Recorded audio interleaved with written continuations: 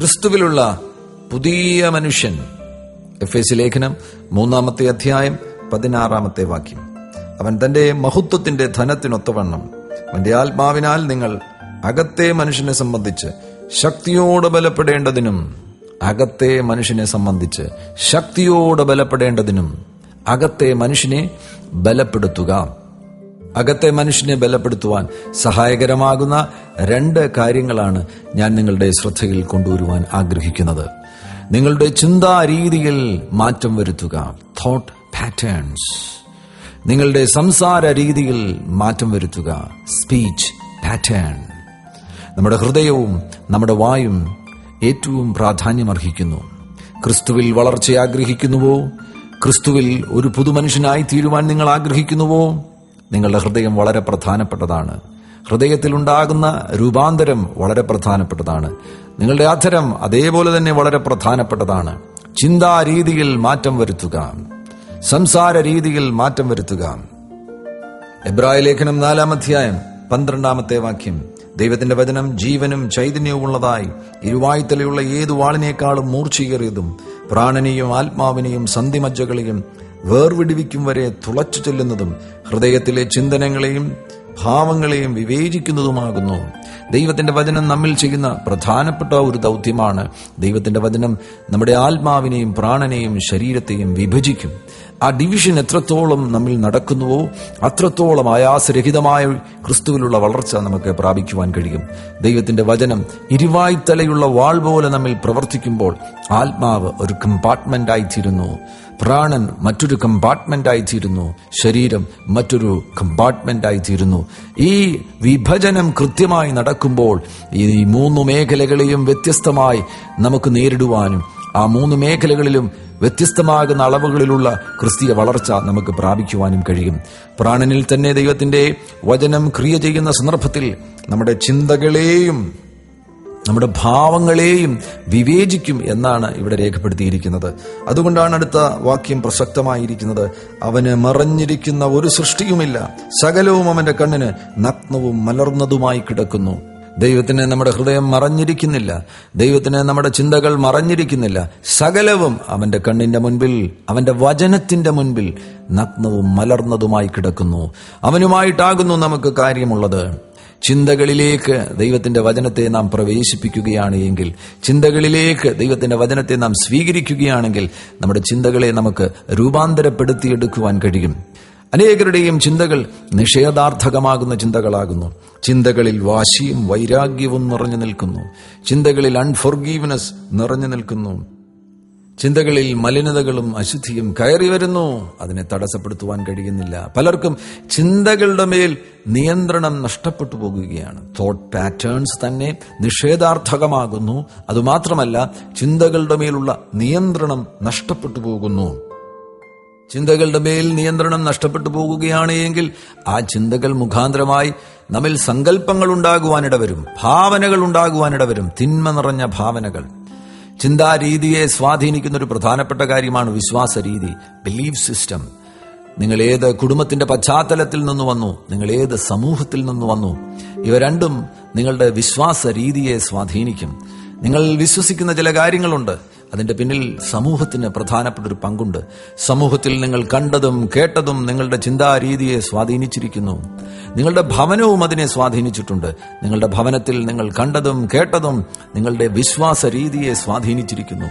ആ വിശ്വാസ രീതി മുഖാന്തരമായി ചിന്താരീതിയും വളർത്തപ്പെടുവാനിടവരും. പലരുടെയും ചിന്താരീതി ഡെവലപ്പ് ചെയ്തിരിക്കുന്നത് അവരുടെ വിശ്വാസ രീതിയിൽ നിന്നാണ്. അവരുടെ വിശ്വാസ രീതിയിൽ നിന്ന് അവർ ചിന്തിക്കുവാൻ തുടങ്ങുന്നു. അതിൽ തന്നെ പലരുടെയും വിശ്വാസ രീതി നിഷേധാർത്ഥകമാകുന്ന വിശ്വാസ രീതിയാകുന്നതിനാൽ സമൂഹവും കുടുംബവും അവരുടെ ജീവിതത്തിൽ നിക്ഷേപിച്ചിരിക്കുന്നത് നിഷേധാർത്ഥകമാകുന്ന കാര്യങ്ങളാകുന്നതിനാൽ അവരുടെ ചിന്താരീതിയും നിഷേധാർത്ഥകമായി പോകുന്നു.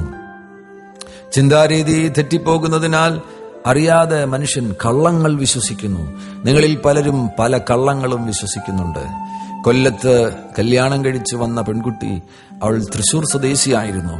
അവൾക്ക് തൃശ്ശൂരിനോട് വളരെ ഇഷ്ടമാണ്. തൃശൂർ വളരെ ഇഷ്ടപ്പെട്ടു പോയതിനാൽ കൊല്ലത്ത് വന്നപ്പോൾ അവൾ അറിയാതെ വിശ്വസിക്കുവാൻ തുടങ്ങി, എനിക്കൊരിക്കലും കൊല്ലത്ത് ജീവിക്കുവാൻ കഴിയില്ല. അതൊരു തെറ്റായ വിശ്വാസമാണ്, അതൊരു കള്ളമാണ്. അവളുടെ മനസ്സിനെ ക്രമപ്പെടുത്തിയാൽ, അവളുടെ ചിന്തകളെ ക്രമപ്പെടുത്തിയാൽ, അവളുടെ ശരീരത്തെ ക്രമപ്പെടുത്തിയാൽ കൊല്ലത്ത് അവൾക്ക് സ്വർഗതുല്യമായ നിലയിൽ ജീവിക്കുവാൻ കഴിയും. ചിലർ കരുതുന്നു, എനിക്കൊരിക്കലും ക്ഷമിക്കുവാൻ കഴിയില്ല. അതൊരു കള്ളമാണ്. മറ്റു ചിലർ വിശ്വസിക്കുന്നു, മനുഷ്യരെ വിശ്വസിക്കരുത്. അതൊരു കള്ളമാണ്. മറ്റു ചിലർ കരുതുന്നു, മലയാളികളെ വിശ്വസിക്കരുത്. അതും ഒരു കള്ളമാണ്. ഇത്തരത്തിലുള്ള അനേകം കള്ളങ്ങൾ നാം വിശ്വസിക്കുന്നു. സമൂഹവും നമ്മുടെ കുടുംബവും ഒക്കെ നമ്മുടെ മേൽ അടിച്ചേൽപ്പിച്ചതാണ്. ആ കള്ളങ്ങളെ നാം പുറത്താക്കേണ്ടത് ആവശ്യമാണ്. നിങ്ങൾ ശുശ്രൂഷയിലാകുന്നുവെങ്കിൽ, ഒരു ദേശത്ത് നിങ്ങൾ പ്രയോജനപ്പെടണമെന്ന് ആഗ്രഹിക്കുന്നു. അങ്ങനെ നിങ്ങളുടെ ഉള്ളിൽ ആഗ്രഹമുണ്ടെങ്കിൽ പ്രഥമമായി നിങ്ങൾ ആ ദേശത്തെ സ്നേഹിക്കണം. ആ ദേശത്തിലുള്ള നിവാസികളെ സ്നേഹിച്ചു തുടങ്ങുമ്പോഴാകുന്നു ദൈവത്തിന്റെ അധികാരം നിങ്ങളിലൂടെ പുറപ്പെടുവാൻ ഇടവരുന്നത്. പലരും ദേശങ്ങളെ വെറുക്കുന്നു. കൽക്കട്ടയോട് എനിക്ക് വെറുപ്പാണ്, ഡൽഹിയോട് എനിക്ക് വെറുപ്പാണ്, ഇന്ത്യയോട് എനിക്ക് വെറുപ്പാണ്. ഇന്ത്യയെ വെറുക്കുന്ന നിന്നെ എങ്ങനെയാണ് കർത്താവിന് ഇന്ത്യയിൽ ഉപയോഗിക്കുവാൻ കഴിയുന്നത്? നീ നിന്റെ ശുശ്രൂഷയ്ക്ക് പരിമിതികൾ സൃഷ്ടിക്കുകയാണ്, പരിധികളുടെ മതിലുകൾ സൃഷ്ടിക്കുകയാണ്. നീ അറിയാതെ ഒരു കള്ളം വിശ്വസിക്കുന്നു. എന്റെ അപ്പൻ 48-ാം വയസ്സിൽ മരിച്ചുപോയി, ഞാനും 48 കഴിയുകയില്ല. 48-ന് മുൻപ് തന്നെ ഞാനും മരിച്ചു പോകും. എന്റെ അമ്മയ്ക്ക് ക്യാൻസർ ആയിരുന്നു, അതുകൊണ്ട് എനിക്കും അതേ രോഗം വരുവാൻ സാധ്യതയുണ്ട്. കള്ളങ്ങൾ വിശ്വസിക്കുന്നു. ആ കള്ളങ്ങളെ പുറത്താക്കണം. കള്ളങ്ങൾ വിശ്വാസ രീതിയിൽ പ്രവേശിക്കുകയാണെങ്കിൽ അത് ചിന്താരീതിയെയും സ്വാധീനിക്കുവാനിടവരും. അറിയാതെ നാം കള്ളങ്ങൾ ചിന്തിക്കുന്നവരായിത്തീരും. ആ ചിന്താരീതിയിൽ തന്നെ ചിലർ പ്രതികാര ചിന്തകൾ വെച്ചുകൊണ്ടിരിക്കുന്നു. ഒരു പെൺകുട്ടി എന്നോട് പറയുവാനിടയായി, അവൾക്ക് കടുത്ത പുരുഷവിരോധമുണ്ട്. പുരുഷന്മാരെ അവൾ വിരോധിക്കുന്നു. പുരുഷന്മാരോട് അവൾക്ക് പകയാണ്. അവളെ ബാല്യകാലത്ത് പീഡിപ്പിച്ച ഒരു സംഭവം അവളുടെ ഹൃദയത്തിൽ വീണ്ടും വീണ്ടും ആവർത്തിച്ചു വരുമ്പോൾ അത് മുഖാന്തരമായി പൊതുവിൽ പുരുഷന്മാരോടെല്ലാം വിരോധമാണ്. അവൾ എങ്ങനെയാണ് പുരുഷന്മാരോട് പ്രതികാരം തീർക്കുന്നത് എന്നറിയാമോ? ചിന്തകളിൽ, ആവർത്തിച്ച് ചിന്തകളിൽ അവൾ ചിന്തിക്കും. പുരുഷന്മാരെ അവൾ ആക്രമിക്കുന്നു, പുരുഷന്മാരെ അവൾ പീഡിപ്പിക്കുന്നു. ചില സന്ദർഭങ്ങളിൽ പുരുഷന്മാരെ കൊല്ലുന്നത് ദിവാസ്വപ്നം കാണുകയാണ്, പകൽക്കിനാവ് കാണുകയാണ്. അവളുടെ ചിന്തകൾ മലിനപ്പെട്ടുപോയി. അവളുടെ ചിന്തകളിൽ പ്രതികാരം നിറഞ്ഞു നിൽക്കുന്നു. ഈ നിലവാരത്തിലുള്ള ചിന്തകൾ ഹൃദയത്തിൽ വെച്ചുകൊണ്ടിരിക്കുകയാണെങ്കിൽ ആ ചിന്തകൾ മുഖാന്തരമായി നമ്മുടെ വ്യക്തിത്വത്തിന് കേടുവരുവാനിടവരും. നിങ്ങൾ പ്രതികാര ചിന്തകൾ ആവർത്തിച്ച് ചിന്തിക്കുന്നവരാണോ? ക്ഷമിക്കുവാൻ കഴിയാത്ത അവസ്ഥയുള്ളതിനാൽ ക്ഷമിക്കുവാൻ കഴിയാത്ത വ്യക്തിയോട് നിങ്ങൾ കയ്പും വിരോധവും ആവർത്തിച്ച് ചിന്തയിൽ കൊണ്ടുവരാറുണ്ടോ? ആ ചിന്തകൾ കൊണ്ട് നിങ്ങൾക്ക് തന്നെ കേടുവരുവാനിടവരും. ആ ചിന്തകളെ നിങ്ങൾ സൗഖ്യമാക്കേണ്ടത് ആവശ്യമാണ്. ആ ചിന്താരീതി പാടെ മാറ്റിയതിനു ശേഷം ദൈവവചനപ്രകാരം ചിന്തിക്കുവാൻ മനഃപൂർവ്വം തയ്യാറാകണം. 2 കൊരിന്ത്യർ 10-ാം അധ്യായം 3 മുതലുള്ള വാക്യങ്ങളിൽ നമുക്ക് കാണുവാൻ കഴിയുന്നു, ഞങ്ങൾ ജഡത്തിൽ സഞ്ചരിക്കുന്നവരെങ്കിലും ജഡപ്രകാരം പോരാടുന്നില്ല. ഞങ്ങളുടെ പോരിന്റെ ആയുധങ്ങളോ ജഡീകങ്ങളല്ല, കോട്ടകളെ ഇടിപ്പാൻ ദൈവസന്നിധിയിൽ ശക്തിയുള്ളവ തന്നെ. അവയാൽ ഞങ്ങൾ സങ്കല്പങ്ങളും ദൈവത്തിന്റെ പരിജ്ഞാനത്തിന് വിരോധമായി പൊങ്ങുന്ന എല്ലാ ഉയർച്ചയും ഇടിച്ചുകളഞ്ഞ് ഏതു വിചാരത്തെയും ക്രിസ്തുവിനോടുള്ള അനുസരണത്തിനായിട്ട് പിടിച്ചടക്കി. ഈ ഭാഗത്ത് നിങ്ങൾ ശ്രദ്ധിക്കുക, ഒരു ചിന്ത, ഏതു വിചാരവും എന്ന് അവിടെ രേഖപ്പെടുത്തിയിരിക്കുന്നത് എവറി തോട്ട് എന്നാണ് ഇംഗ്ലീഷിൽ നമുക്ക് കാണുവാൻ കഴിയുന്നത്. ഒരു ചിന്ത, ആ ചിന്ത ആവർത്തിച്ച് ചിന്തിക്കുകയാണെങ്കിൽ അത് ചിന്തകളുടെ കൂട്ടമായി തീരും. ആ ചിന്തകൾ ധ്യാനമായി മാറും. ധ്യാനമായി മാറുമ്പോൾ ആ ചിന്തകളുടെ കൂട്ടം ഒരു സങ്കല്പമായി തീരുന്നു. ആ സങ്കല്പം തിന്മ നിറഞ്ഞതാകുന്നു എങ്കിൽ, അത് അൺഫോർഗീവ്നെസ് ആകുന്നു എങ്കിൽ, പ്രതികാര ചിന്തയാകുന്നു എങ്കിൽ, അശുദ്ധ ചിന്തയാകുന്നു എങ്കിൽ, ലൈംഗിക ചിന്തകളാകുന്നു എങ്കിൽ, ആ ചിന്തകളുടെ കൂട്ടം ഒരു സങ്കല്പമായി തീരുമ്പോൾ ആ സങ്കല്പത്തിന്റെ ഉള്ളിൽ ഒരു ദുരാത്മാവ് വന്നിരിക്കുവാൻ ഇടവരും. കാരണം അത് ദുരാത്മാവിന് ഇരിക്കുവാൻ പറ്റിയ ഇടമാണ്. ദുരാത്മാവിന് വസിക്കുവാൻ പറ്റിയ ഇടമാകുന്നതിനാൽ അത് വന്നിരിക്കുവാൻ ഇടവരും. ഒരു ദുരാത്മാവ് വന്നിരിക്കുമ്പോൾ അതൊരു കോട്ടയായി തീരുന്നു. ചിന്തകളുടെ കൂട്ടം സങ്കല്പമായി തീരുന്നു. സങ്കല്പം തിന്മ നിറഞ്ഞതാകുന്നു എങ്കിൽ ഒരു ദുരാത്മാവ് വന്നിരിക്കുമ്പോൾ അത് കോട്ടയായി തീരുന്നു. അങ്ങനെയെങ്കിൽ ആ ക്രമം ഞാൻ ഒരിക്കൽ കൂടെ വിശദീകരിക്കുന്നു. ചിന്തകൾ, സങ്കല്പം, കോട്ടയായി തീർന്നു കഴിഞ്ഞാൽ സാധാരണ നിലയിൽ നിനക്കതിനെ കീഴ്പ്പെടുത്തുവാൻ കഴിയില്ല. അതിനെ ഇടിക്കുവാൻ ആത്മിക ആയുധം ആവശ്യമാണ്. അതാണ് ഇവിടെ പൗലോസ് പറയുന്നത്, ഞങ്ങൾ ജഡപ്രകാരം സഞ്ചരിക്കുന്നവർ എങ്കിലും ഞങ്ങളുടെ പോരിന്റെ ആയുധങ്ങൾ ജഡീകങ്ങളല്ല, കോട്ടകളെ ഇടിപ്പാൻ ദൈവസന്നിധിയിൽ പ്രാപ്തിയുള്ളവയാണ്, ശക്തിയുള്ളവയാണ്. അഭിഷേകത്തിന്റെ ശക്തിയാൽ കോട്ടകളെ ഇടിക്കുവാൻ കഴിയും. അഭിഷേകത്തിന്റെ ശക്തിയാൽ ആ ചിന്തകളുടെ കൂട്ടത്തിലിരിക്കുന്ന, സങ്കല്പത്തിന്റെ മധ്യേയിരിക്കുന്ന ദുരാത്മാവിനെ പുറത്താക്കുവാൻ കഴിയും. ആ ദുരാത്മാവ് പുറത്തു പോയാൽ ആ കോട്ടയെ ഇടിക്കുവാൻ കഴിയും, ആ സങ്കല്പത്തെ തകർക്കുവാൻ കഴിയും. തിന്മ നിറഞ്ഞ സങ്കല്പങ്ങൾ നിങ്ങളുടെ ജീവിതത്തിലുണ്ടെങ്കിൽ പരിശോധിക്കുക. ആ തിന്മ നിറഞ്ഞ സങ്കല്പങ്ങൾ കോട്ടയായി തീർന്നിട്ടുണ്ടോ? കോട്ടയായി തീർന്നിട്ടുണ്ടെങ്കിൽ നിങ്ങൾക്കൊരു വിടുതൽ ആവശ്യമാണ്, ഒരു ഡെലിവറൻസ് തന്നെ നിങ്ങൾക്ക് ആവശ്യമാണ്. ആ കോട്ടയ്ക്കകത്തിരിക്കുന്ന ദുരാത്മാവിനെ നിങ്ങൾ പുറത്താക്കേണ്ടത് ആവശ്യം. ചിന്തകളെ പരിശോധിച്ചാൽ മതി. ചിന്തകൾ ആവർത്തിച്ചു വരുന്ന ചിന്തകളുടെ മേൽ നിങ്ങൾക്ക് നിയന്ത്രണം നഷ്ടപ്പെട്ടിരിക്കുന്നു എങ്കിൽ നിങ്ങളത് ആഗ്രഹിക്കുന്നില്ല. ആ ചിന്ത എനിക്ക് വേണ്ട, വീണ്ടും അത് ആവർത്തിച്ച് ഞാൻ ചിന്തിച്ചു പോകുകയാണ്, എനിക്കതിന്റെ മേൽ നിയന്ത്രണം നഷ്ടപ്പെട്ടിരിക്കുന്നു. വളരെ വ്യക്തം, അതൊരു കോട്ടയായി തീർന്നിരിക്കുന്നു. ഭവനങ്ങൾ തകരുന്നു ഇത്തരത്തിലുള്ള ചിന്തകൾ മുഖാന്തരമായി. ഭർത്താവിന് ഭാര്യയെ സംശയം, ഭാര്യയ്ക്ക് ഭർത്താവിനെ സംശയം. അവർ നാളുകളായി കണ്ടതും കേട്ടതും ചിന്തിച്ചതും ഒക്കെ ദൈവവചനത്തിന് വിരുദ്ധമാണ്. അത് മുഖാന്തരമായി കുടുംബ ബന്ധങ്ങൾ തകരുകയാണ്. അനാവശ്യ സംശയ വിചാരങ്ങൾ നിങ്ങളുടെ ഹൃദയത്തിലുണ്ടെങ്കിൽ അതിനെ ജയിക്കുവാൻ നിങ്ങൾക്ക് കഴിയുന്നില്ല എങ്കിൽ ആ കോട്ടയെ ഇടിച്ചു തകർക്കേണ്ടത് ആവശ്യമാണ്. ഭർത്താവിനെ സംശയിക്കരുത്, ഭാര്യയെ സംശയിക്കരുത്, വിശ്വസിക്കുവാൻ പഠിക്കണം. അവർക്ക് വേണ്ടി പ്രാർത്ഥിക്കുകയാണ് ചെയ്യേണ്ടത്. സംശയവിചാരങ്ങളുടെ മേൽ നിയന്ത്രണമില്ല എങ്കിൽ ആ കോട്ടയെ ഇടിച്ച് തകർക്കുക, അതിന്റെ ഉള്ളിലിരിക്കുന്ന ദുരാത്മാവിനെ പുറത്താക്കുക. പ്രാർത്ഥനയിൽ ദൈവവചനാടിസ്ഥാനത്തിൽ ജീവിതം ക്രമപ്പെടുത്തുന്നു എങ്കിൽ വിശ്വസ്തയോടുകൂടെ ജീവിക്കുവാൻ കഴിയും. ഭർത്താവിന് ഭാര്യയോട് വിശ്വസ്തത പുലർത്തുവാൻ കഴിയും, ഭാര്യയ്ക്ക് ഭർത്താവിനോട് വിശ്വസ്തത പുലർത്തുവാൻ കഴിയും. ചിന്തകളുടെ കൂട്ടം വരുത്തിവെക്കുന്ന വിനമുഖാന്തരമായി അനേകം ബന്ധങ്ങൾ തകർന്നു പോകുന്നു. നിങ്ങളുടെ സീനിയർ ഓഫീസറെ നിങ്ങൾ അവിശ്വസിക്കുകയാണ്, നിങ്ങളുടെ പാസ്റ്ററെ നിങ്ങൾ സംശയിക്കുകയാണ്, നിങ്ങളുടെ വിശ്വാസികളെ നിങ്ങൾ സംശയിക്കുകയാണ്. തകർന്ന ബന്ധങ്ങളെ യേശുവിലൂടെ പുനഃസ്ഥാപിക്കുക. നമ്മുടെ ചിന്തകളുടെ കൂട്ടം, നമുക്ക് നിയന്ത്രണമില്ലാത്ത ചിന്തകളുടെ കൂട്ടം നമ്മിൽ വരുത്തുന്ന ഭയം, നമ്മിൽ വരുത്തുന്ന നിരാശ, നമ്മിൽ വരുത്തുന്ന ആകുലതകൾ എത്ര വലുതാണ്. പല ഭയങ്ങളും അർത്ഥമില്ലാത്ത ഭയങ്ങളാണ്. ഒരു ഓഫീസറിനെ കാണുവാൻ വേണ്ടി കടന്നുപോയ ചെറുപ്പക്കാരൻ, അവന്റെ ചിന്തകളുടെ കൂട്ടത്തിൽ അവൻ ഇങ്ങനെ കരുതുവാനിടയായി, ചിന്തിക്കുവാനിടയായി, ഇപ്പോൾ എന്നോട് ആ ഓഫീസർ ഗൗരവത്തോടുകൂടെ സംസാരിക്കുവാൻ പോകുന്നു, അദ്ദേഹം എന്നോട് ക്രൂരമായി ഇടപെടുവാൻ പോകുന്നു, അയാൾ എന്നോട് ക്രൂരമായി ഇടപെട്ടു കഴിഞ്ഞാൽ ഞാനും തട്ടിക്കയറുവാൻ പോകുകയാണ്. അതിനുവേണ്ടിയുള്ള തയ്യാറെടുപ്പിലാണ് അവൻ അവിടേക്ക് കടന്നു പോകുന്നത്. എന്നാൽ അവൻ അവിടെ അടുത്ത് ചെന്ന് കഴിഞ്ഞപ്പോൾ അത്ഭുതകരം, അവൻ ഒരിക്കലും പ്രതീക്ഷിക്കാത്ത സ്വീകരണമാണ് അവന് ലഭിച്ചത്. അവനോട് ആ ഓഫീസർ വളരെ മാന്യമായി സംസാരിച്ചു, അവന് വേണ്ടി പ്രധാനപ്പെട്ട കസേര ഇട്ടുകൊടുത്തു, അവനെ അംഗീകരിക്കുന്ന വാക്കുകൾ അയാൾ പറഞ്ഞു, അവൻ പറഞ്ഞ കാര്യം അയാൾ സാധിപ്പിച്ചു കൊടുത്തു. നോക്ക്, അതിനു മുൻപ് എത്ര മണിക്കൂറുകളാണ് ഇവൻ ചിന്തിച്ചു കൂട്ടിയത്. ഇപ്പോൾ ആ ഓഫീസർ ഗൗരവമായി ഇടപെടുവാൻ പോകുന്നു, ഞാനും അവനോട് ഗൗരവത്തോടുകൂടെ തന്നെ മറുപടി പറയും എന്നൊക്കെ ചിന്തിച്ചു കൂട്ടിയത് വെറുതെയായില്ലേ? ഈ ചിന്ത നമ്മെ കബളിപ്പിച്ചില്ലേ? വിമാനത്തിൽ യാത്ര ചെയ്യുന്ന ചിലർ പറഞ്ഞിട്ടുണ്ട്, വിമാനത്തിന്റെ യാത്ര തുടങ്ങുമ്പോൾ മുതൽ അവരുടെ ഉള്ളിൽ ചിന്തകളുടെ കൂട്ടം വന്നവരെ ഭയപ്പെടുത്തും. ഈ വിമാനം ഇപ്പോൾ നിലത്ത് വീഴും, തകർന്നു വീഴും. 4 മണിക്കൂർ ഈ ചിന്തയിൽ അവർ ഭയപ്പെട്ടിരിക്കുകയാണ്. എന്നാൽ അവസാനം റൺവേയിൽ ലാൻഡ് ചെയ്യുമ്പോൾ, സുരക്ഷിതരായി അവർ ടെർമിനലിൽ എത്തുമ്പോൾ അവരുടെ ചിന്തകൾ അവരെ വഞ്ചിച്ചില്ലേ? അവരെ കബളിപ്പിച്ചില്ലേ? ആ ചിന്തകളുടെ കൂട്ടത്തിന്റെ മേൽ അവർക്ക് നിയന്ത്രണം നഷ്ടപ്പെട്ടു പോകുന്നു. അതൊരു കോട്ടയായി തീർന്നിരിക്കുന്നു. ആ കോട്ടയെ നാം ഇടിക്കേണ്ടത് ആവശ്യമാണ്. അകത്തെ മനുഷ്യൻ ശക്തിയോട് ബലപ്പെടണമെന്ന് നിങ്ങൾ ആഗ്രഹിക്കുന്നുവെങ്കിൽ നിങ്ങളുടെ ചിന്തകളിൽ മാറ്റം സംഭവിക്കട്ടെ, രൂപാന്തരം സംഭവിക്കട്ടെ. നിങ്ങളുടെ ചിന്തകൾ സാക്ഷാത്തായ ചിന്തകളായി തീരട്ടെ.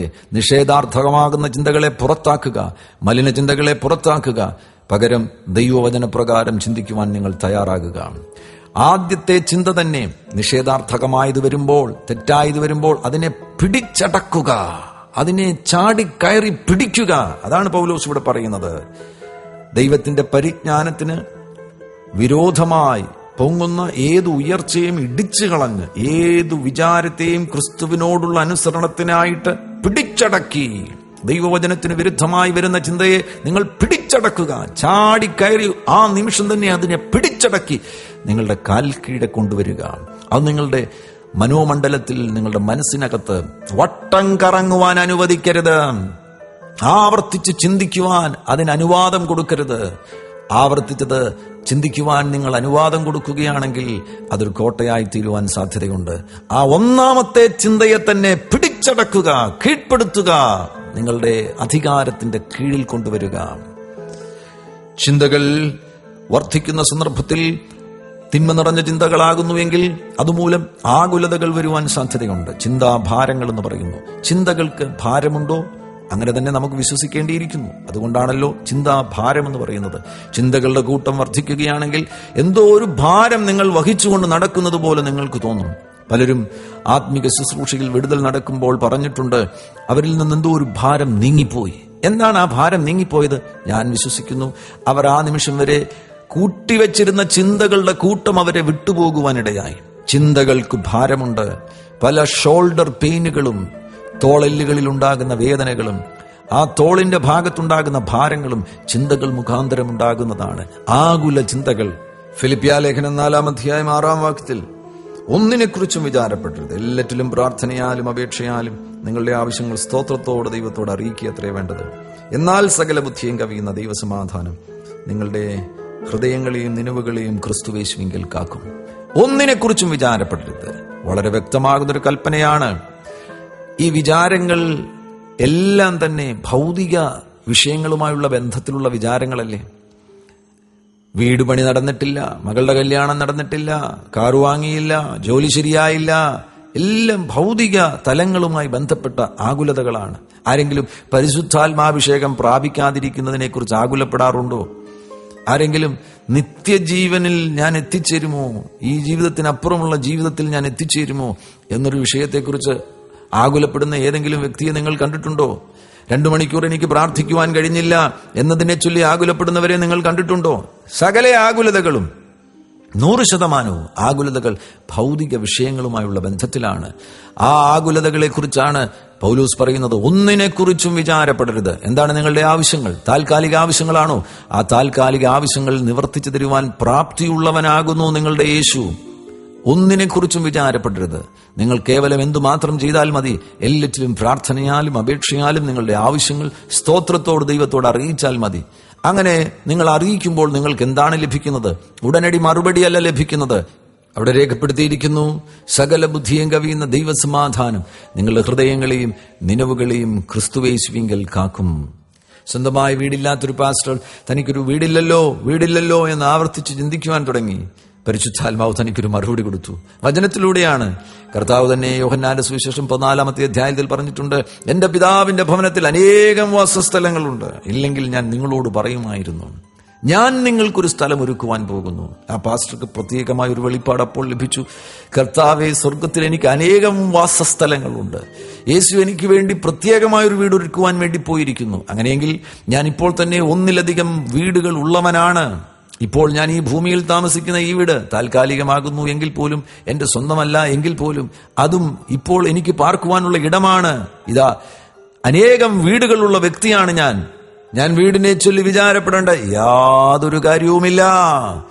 ഉടനടി തനിക്ക് സകല ബുദ്ധിയും കവിയുന്ന ദൈവസമാധാനം ലഭിക്കുവാനിടയായി. നിങ്ങളുടെ ചിന്താരീതികൾക്ക് മാറ്റം വരുവാനിടവരട്ടെ. ദൈവവചനപ്രകാരം ചിന്തിക്കുവാൻ തുടങ്ങുക. ദൈവവചനപ്രകാരം ചിന്തിക്കുവാൻ തുടങ്ങുമ്പോൾ നിങ്ങളുടെ ഹൃദയം സമാധാനം കൊണ്ട് നിറയുവാനിടവരും. ഇത് മനഃപൂർവ്വമായി നാം ശ്രമിക്കുകയാണ് എങ്കിൽ ദൈവവചനം നമ്മുടെ ഹൃദയത്തിൽ നിരന്തരമായി നമുക്ക് ആവർത്തിച്ച് ചിന്തിക്കുവാൻ കഴിയും. തിന്മ നിറഞ്ഞ ചിന്തകൾ ആവർത്തിച്ച് ചിന്തിക്കുകയാണെങ്കിൽ അത് തിന്മ നിറഞ്ഞ ഒരു സങ്കല്പമായി തീരും, അതൊരു കോട്ടയായി തീരും. എന്നാൽ ദൈവവചനം നാം ആവർത്തിച്ച് ചിന്തിക്കുകയാണെങ്കിൽ അതിന്റെ പരിണതഫലം അത്ഭുതകരമായിരിക്കും. യോശുവയുടെ പുസ്തകം 1-ാം അധ്യായം അതിന്റെ 8-ാം വാക്യത്തിൽ കർത്താവ് യോശുവയോട് പറയുന്നു, ഈ ന്യായപ്രമാണ പുസ്തകത്തിലുള്ളത് നിന്റെ വായിൽ നിന്ന് നീങ്ങിപ്പോകരുത്. അതിൽ എഴുതിയിരിക്കുന്നത് പോലെയൊക്കെയും പ്രമാണിച്ചു നടക്കേണ്ടതിന് നീ രാവും പകലും അത് ധ്യാനിച്ചു കൊണ്ടിരിക്കണം. എന്നാൽ നിന്റെ പ്രവൃത്തി സാധിക്കും, നീ കൃതാർത്ഥനായിരിക്കും. രാവും പകലും ദൈവവചനം ധ്യാനിക്കണമെന്ന് കർത്താവ് യോശുവയോട് ആവശ്യപ്പെടുകയാണ്. 1-ാം സങ്കീർത്തനത്തിൽ നാം വായിക്കുന്നു, യഹോവയുടെ ന്യായപ്രമാണത്തിൽ സന്തോഷിച്ച് അവന്റെ ന്യായപ്രമാണം രാവും പകലും ധ്യാനിക്കുന്നവൻ ഭാഗ്യവാൻ. ദൈവത്തിന്റെ വചനത്തിന് ആ സ്ഥാനം നിങ്ങളുടെ ഹൃദയത്തിൽ കൊടുക്കുക. ദൈവത്തിന്റെ വചനം രാവും പകലും ധ്യാനിക്കുക. ആഴത്തിൽ ദൈവവചനം വീണ്ടും വീണ്ടും ചിന്തിക്കുക, ആവർത്തിച്ച് ചിന്തിക്കുക. ദൈവവചനം കേൾക്കുക, ദൈവവചനം വായിക്കുക, ദൈവവചനം ധ്യാനിക്കുക, ദൈവവചനം പറയുക, ദൈവവചനം അനുസരിക്കുക. ആവർത്തിച്ച് നിങ്ങൾ ദൈവവചനം കേൾക്കുമ്പോൾ, ആവർത്തിച്ച് നിങ്ങൾ ദൈവവചനം വായിക്കുമ്പോൾ, അറിയാതെ തന്നെ നിങ്ങളുടെ ചിന്തകളെ ദൈവവചനം സ്വാധീനിക്കുവാനിടവരും. ബൈബിളിലെ വചനങ്ങൾ ആവർത്തിച്ച് നിങ്ങൾ അറിയാതെ തന്നെ ചിന്തിക്കുവാൻ തുടങ്ങും. ഒരു ചിന്ത, പല ചിന്തകൾ. ആ ചിന്തകൾ വർദ്ധിക്കുമ്പോൾ അത് ധ്യാനമായി തീരുന്നു. ചിന്തകളുടെ കൂട്ടമാണ് ധ്യാനമെന്ന് പറയുന്നത്. ആ ധ്യാനം ദൈവവചനമാകുന്നു എങ്കിൽ അവിടെ ഒരു അത്ഭുതം സംഭവിക്കുവാനിടവരും. ദൈവവചന ധ്യാനത്തിങ്കൽ നിങ്ങൾക്ക് ദൈവവചന വെളിപ്പാടുകൾ ലഭിക്കുവാനിടവരും. ദൈവവചന വെളിപ്പാടുകൾ നിങ്ങൾക്ക് ലഭിക്കുകയാണെങ്കിൽ അധികം വൈകാതെ തന്നെ ആ വചന വെളിപ്പാടുകൾ നിങ്ങളിലൂടെ മാനിഫെസ്റ്റ് ചെയ്യുവാനിടവരും. നോക്കുക, ഒരു ചിന്ത, ആ ചിന്ത ആവർത്തിച്ച് നിങ്ങൾ ചിന്തിക്കുമ്പോൾ അത് ധ്യാനമായി തീരുന്നു. ആ ധ്യാനം, ആ meditation brings revelation and revelation brings manifestation. തിന്മ നിങ്ങൾ ചിന്തിക്കുകയാണെങ്കിൽ, ലൈംഗികത നിങ്ങൾ ചിന്തിക്കുകയാണെങ്കിൽ, ലൈംഗികത നിങ്ങൾ ചിന്തിക്കുന്നു, ലൈംഗികത നിങ്ങൾ ആവർത്തിച്ച് ചിന്തിക്കുന്നു, ലൈംഗികത നിങ്ങൾ മെഡിറ്റേറ്റ് ചെയ്യുന്നു. നിങ്ങൾ ലൈംഗികത മെഡിറ്റേറ്റ് ചെയ്യുകയാണെങ്കിൽ നിങ്ങൾക്ക് ലൈംഗികതയിലുള്ള റെവലേഷൻസ് ലഭിക്കുവാനിടവരും. ലൈംഗികതയിലുള്ള റെവലേഷൻസ് ലഭിക്കുമ്പോഴാണ് ലൈംഗികത നിങ്ങളിൽ മാനിഫെസ്റ്റ് ചെയ്യുവാനിടവരുന്നു. വ്യഭിചാരത്തിൽ വീഴുന്നു, ചൈൽഡ് അബ്യൂസിൽ വീഴുന്നു, പോർണോഗ്രാഫിയിൽ വീഴുന്നു. ഫേസ്ബുക്കിലൂടെ പുതിയ ബന്ധങ്ങൾ സ്ഥാപിക്കുവാൻ അനാവശ്യ ശ്രമങ്ങൾ നടത്തുന്നു. എത്രയെത്ര കുടുംബങ്ങളാണ് ഈ നാളുകളിൽ കമ്പ്യൂട്ടറിന്റെ ആധുനികമാകുന്ന രംഗപ്രവേശനം മൂലമായി തകരുന്നത്. ഇന്റർനെറ്റിലൂടെ തകരുന്നു, ഫേസ്ബുക്കിലൂടെ തകരുന്നു, പോർണോഗ്രാഫിയിലൂടെ തകരുന്നു. അനാവശ്യമാകുന്ന ചില ബന്ധങ്ങൾ ഫേസ്ബുക്കിലൂടെ നിങ്ങൾക്കുണ്ടെങ്കിൽ ഇപ്പോൾ തന്നെ അത് നിങ്ങൾ അവസാനിപ്പിക്കുക. ആ ബന്ധം വളർത്തുവാൻ നിങ്ങൾ അനുവദിക്കരുത്. ആ കൂട്ടുകെട്ട് നിങ്ങളെ അപകടത്തിലേക്ക് കൊണ്ടുപോകുവാൻ ഇടവരും. ആസാമിലുള്ള ഒരു വിശ്വാസി സ്ത്രീ ബംഗാളിലുള്ള ഒരു ഹിന്ദു കച്ചവടക്കാരനുമായിട്ട് ഫേസ്ബുക്കിലൂടെ പരിചയപ്പെട്ടു. കേവലം സൗഹൃദ ബന്ധം. എന്നാൽ അതറിയാതെ വളരുവാനിടയായി. വളർന്നപ്പോൾ അതിനെ പാലൂട്ടി വളർത്തി ഈ വിശ്വാസിയുടെ കുടുംബബന്ധം തകർക്കത്തക്ക നിലയിൽ അത് വളർന്നു വരുവാനിടയായി. അനാവശ്യ ബന്ധങ്ങളെ ഇപ്പോൾ തന്നെ മുറിക്കുക. അത് വരുത്തുന്ന സോൾ ടൈയിൽ നിന്ന്, പ്രാണബന്ധത്തിൽ നിന്ന് നിങ്ങൾ സ്വതന്ത്രരാകുക. ഇത്തരത്തിലുള്ള അനാവശ്യ ബന്ധങ്ങൾ ആരിലെങ്കിലും പ്രവേശിക്കുകയാണെങ്കിൽ അത് മുഖാന്തരമായിട്ട് തിന്മ നിറഞ്ഞ പ്രാണബന്ധങ്ങൾ വരുവാനിടവരും. ആ പ്രാണബന്ധങ്ങളെ മുറിക്കേണ്ടത് ആവശ്യമാണ്. ചിന്താമണ്ഡലത്തിൽ കാര്യമായ കേടുകൾ വരുമ്പോൾ അവിടെ ഒരു വിടുതൽ തന്നെ ആവശ്യമാണ്, ഒരു ഡെലിവറൻസ് തന്നെ ആവശ്യമാണ്. അവിടെ കയറിയിരിക്കുന്ന, കോട്ടയിൽ കയറിയിരിക്കുന്ന ദുരാത്മാവിനെ പുറത്താക്കേണ്ടത് ആവശ്യമാണ്. ചിന്തകളുടെ മേൽ നിയന്ത്രണമില്ലെങ്കിൽ ആ കോട്ടകളെ നിങ്ങൾ ഇടിച്ചു കളയേണ്ടത് ആവശ്യമാണ്. മറിച്ച് ദൈവവചനം നിങ്ങൾ ചിന്തിക്കുവാൻ തുടങ്ങിയാൽ ദൈവവചനത്തിന്റെ ഒരു ചിന്ത, ദൈവവചനത്തിന്റെ ചിന്തകളുടെ കൂട്ടം അതൊരു ധ്യാനമായി തീരുന്നു, മെഡിറ്റേഷൻ ആയി തീരുന്നു. And that meditation brings revelation of the word of God. ദൈവവചനത്തിന്റെ വെളിപ്പാടുകൾ നിങ്ങളുടെ ഹൃദയത്തിൽ കൊണ്ടുവരുവാൻ ഇടവരും. And that revelation brings manifestation of the word of God. നിങ്ങൾ രോഗസൗഖ്യത്തെക്കുറിച്ച് ചിന്തിക്കുന്നു. നിങ്ങളുടെ ശരീരത്തിൽ ഒരു രോഗസ്വാധീനമുണ്ട്. ആ രോഗശക്തിയെ കാര്യമായി കാണാതെ നിങ്ങൾ ദൈവവചനം ചിന്തിക്കുന്നു. ദൈവവചനത്തിൽ സൗഖ്യത്തെക്കുറിച്ച് കർത്താവ് പറഞ്ഞിരിക്കുന്ന വചനങ്ങൾ നിങ്ങൾ ആവർത്തിച്ച് ചിന്തിക്കുന്നു, ആവർത്തിച്ച് സൗഖ്യത്തെക്കുറിച്ച് ചിന്തിക്കുന്നു. നിങ്ങൾ അങ്ങനെ ചിന്തിക്കുകയാണെങ്കിൽ ആ മെഡിറ്റേഷന്റെ നടുവിൽ നിങ്ങളുടെ മുൻപിൽ റെവലേഷൻസ്, ഹീലിംഗിനെ കുറിച്ചുള്ള റെവലേഷൻസ് വെളിപ്പെടുവാനിടവരും. നിങ്ങൾക്ക് ഒരു സത്യം റിവീൽഡ് ആകും. എന്റെ ശരീരം യേശു സൗഖ്യമാക്കുവാൻ പോകുന്നു. വിശ്വസിക്കുക. നിങ്ങൾക്ക് ആ റെവലേഷൻ കിട്ടിയാൽ അധികം വൈകാതെ തന്നെ ആ റെവലേഷൻ മാനിഫെസ്റ്റ് ചെയ്യുവാനിടവരും. നിങ്ങളുടെ ശരീരം പൂർണ്ണമായും സൗഖ്യമാകും. ഇതൊരു സ്പിരിച്വൽ പ്രിൻസിപ്പിൾ ആണ്, ഇതൊരു സ്പിരിച്വൽ ലോ ആണ്. ഇത് നിങ്ങൾ പ്രായോഗികമാക്കുന്നു എങ്കിൽ നിങ്ങളുടെ ജീവിതം, നിങ്ങളുടെ ചിന്താമണ്ഡലം പാടെ മാറുവാനിടവരും.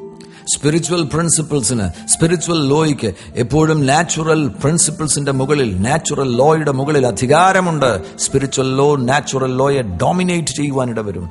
നാച്ചുറൽ റിലം സ്പിരിച്വൽ റിലത്തിന്റെ കീഴിലാകുന്നതിനാൽ നിങ്ങൾ സ്പിരിച്വൽ പ്രിൻസിപ്പിൾസ് ആക്ടിവേറ്റ് ചെയ്യുന്നു എങ്കിൽ നാച്ചുറൽ റിലത്തിൽ നിങ്ങൾ ഏത് പ്രതിസന്ധിയെ നേരിടുന്നുവോ ആ പ്രതിസന്ധിയെ നിങ്ങൾക്ക് ജയിക്കുവാൻ കഴിയും.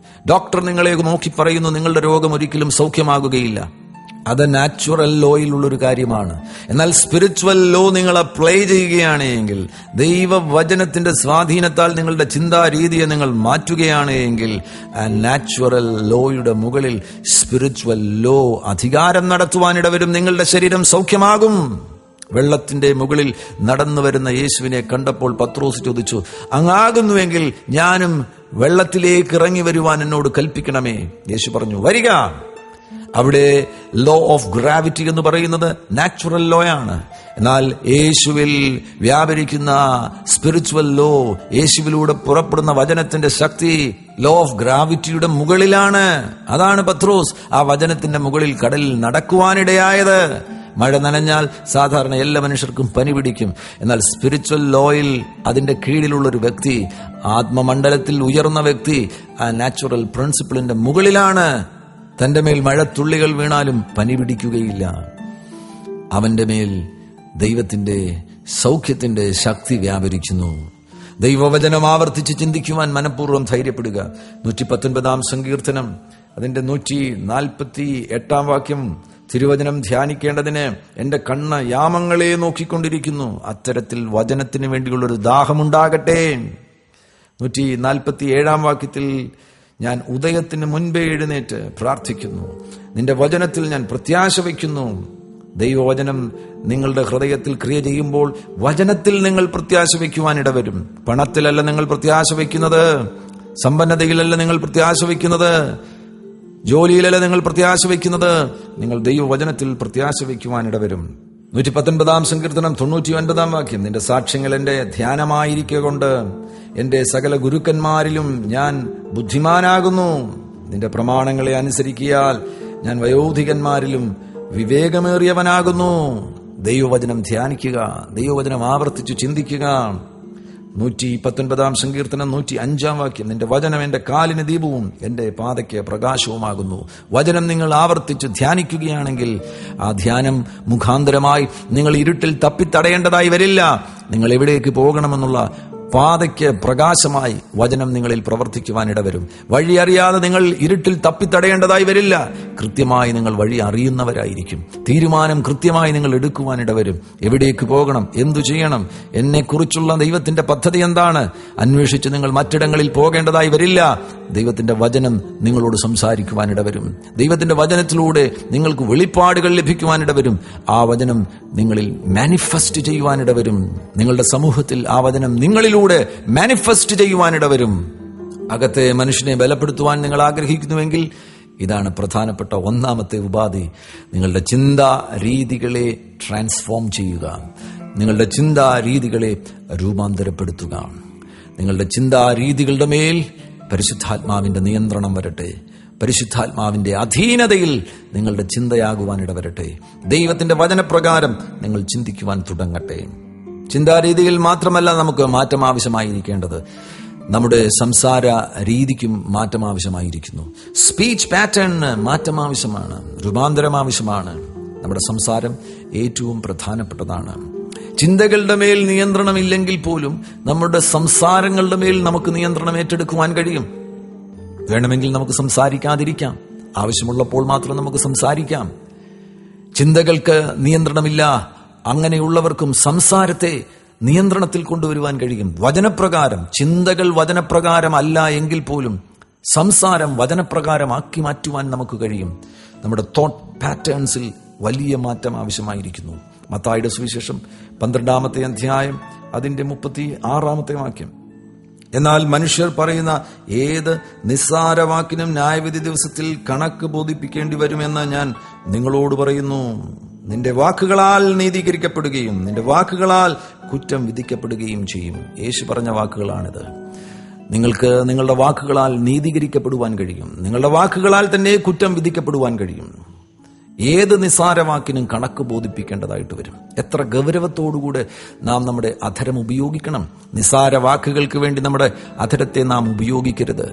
മരണത്തെക്കുറിച്ചല്ല നീ സംസാരിക്കേണ്ടത്, ആത്മഹത്യയെക്കുറിച്ചല്ല നീ സംസാരിക്കേണ്ടത്, പരാജയത്തെക്കുറിച്ചല്ല നീ സംസാരിക്കേണ്ടത്. നിന്റെ നിഷേധാർത്ഥകമാകുന്ന സംസാരങ്ങൾ നിന്നെ വിട്ടുപോകുവാൻ ഇടവരട്ടെ. സാക്ഷാത്തായ സംസാരങ്ങൾ, വചനപ്രകാരമുള്ള സംസാരങ്ങൾ പരിശീലിപ്പിച്ചെടുക്കുക. നമ്മുടെ സംസാര രീതിയെ നമുക്ക് പരിശീലിപ്പിച്ചെടുക്കുവാൻ കഴിയും. നമ്മുടെ ചിന്താരീതിയെ നമുക്ക് പരിശീലിപ്പിച്ചെടുക്കുവാൻ കഴിയും. നമ്മുടെ സംസാര രീതിയിലധികം അന്യഭാഷയാൽ നമുക്ക് നിറയ്ക്കുവാൻ കഴിയും. നമ്മുടെ അധരം അധികം അന്യഭാഷ പറയുവാൻ വേണ്ടി നമുക്ക് ഉപയോഗിക്കുവാൻ കഴിയും.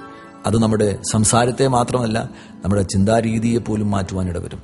വാതുറക്കാതെ തന്നെ നമ്മുടെ ചിന്തകളിൽ നമുക്ക് അന്യഭാഷ പറയുവാൻ കഴിയും. സ്പിരിച്വൽ ആക്ടിവിറ്റീസിൽ കൂടുതൽ സമയം ചിലവഴിച്ചാൽ സംസാരത്തിനും ചിന്തയ്ക്കും വലിയ മാറ്റം വരുവാനിടവരും. സംസാരത്തിന് വലിയ മാറ്റം സംഭവിച്ചാൽ, സാക്ഷാത്തായ സംസാരം കൊണ്ട് നമ്മുടെ അധരം നിറഞ്ഞാൽ, നമ്മുടെ വാക്കുകൾ ദൈവത്തിന്റെ റീമകളായിത്തീരും. ആത്മസാന്നിധ്യം വെളിപ്പെടുമ്പോൾ ആത്മാവിന്റെ പ്രേരണയാൽ, പരിശുദ്ധാത്മാവിന്റെ പ്രേരണയാൽ നാം സംസാരിക്കുവാനിടവരും. പരിശുദ്ധാത്മാവിന്റെ പ്രേരണയാൽ നാം സംസാരിക്കുമ്പോൾ അത് റീമകളായിത്തീരും. ദൈവം സംസാരിക്കുന്ന വചനങ്ങളായിത്തീരും. ഇന്ന് ഭൂമിയിൽ ദൈവം സംസാരിക്കുവാൻ വേണ്ടി മനുഷ്യരുടെ അധരങ്ങളെ ഉപയോഗിക്കുന്നു. മനുഷ്യൻ അപ്പം കൊണ്ട് മാത്രമല്ല, ദൈവത്തിന്റെ വായിൽ നിന്ന് പുറപ്പെടുന്ന ഏതു വചനം കൊണ്ടും ജീവിക്കുന്നു എന്ന് യേശു പറഞ്ഞു.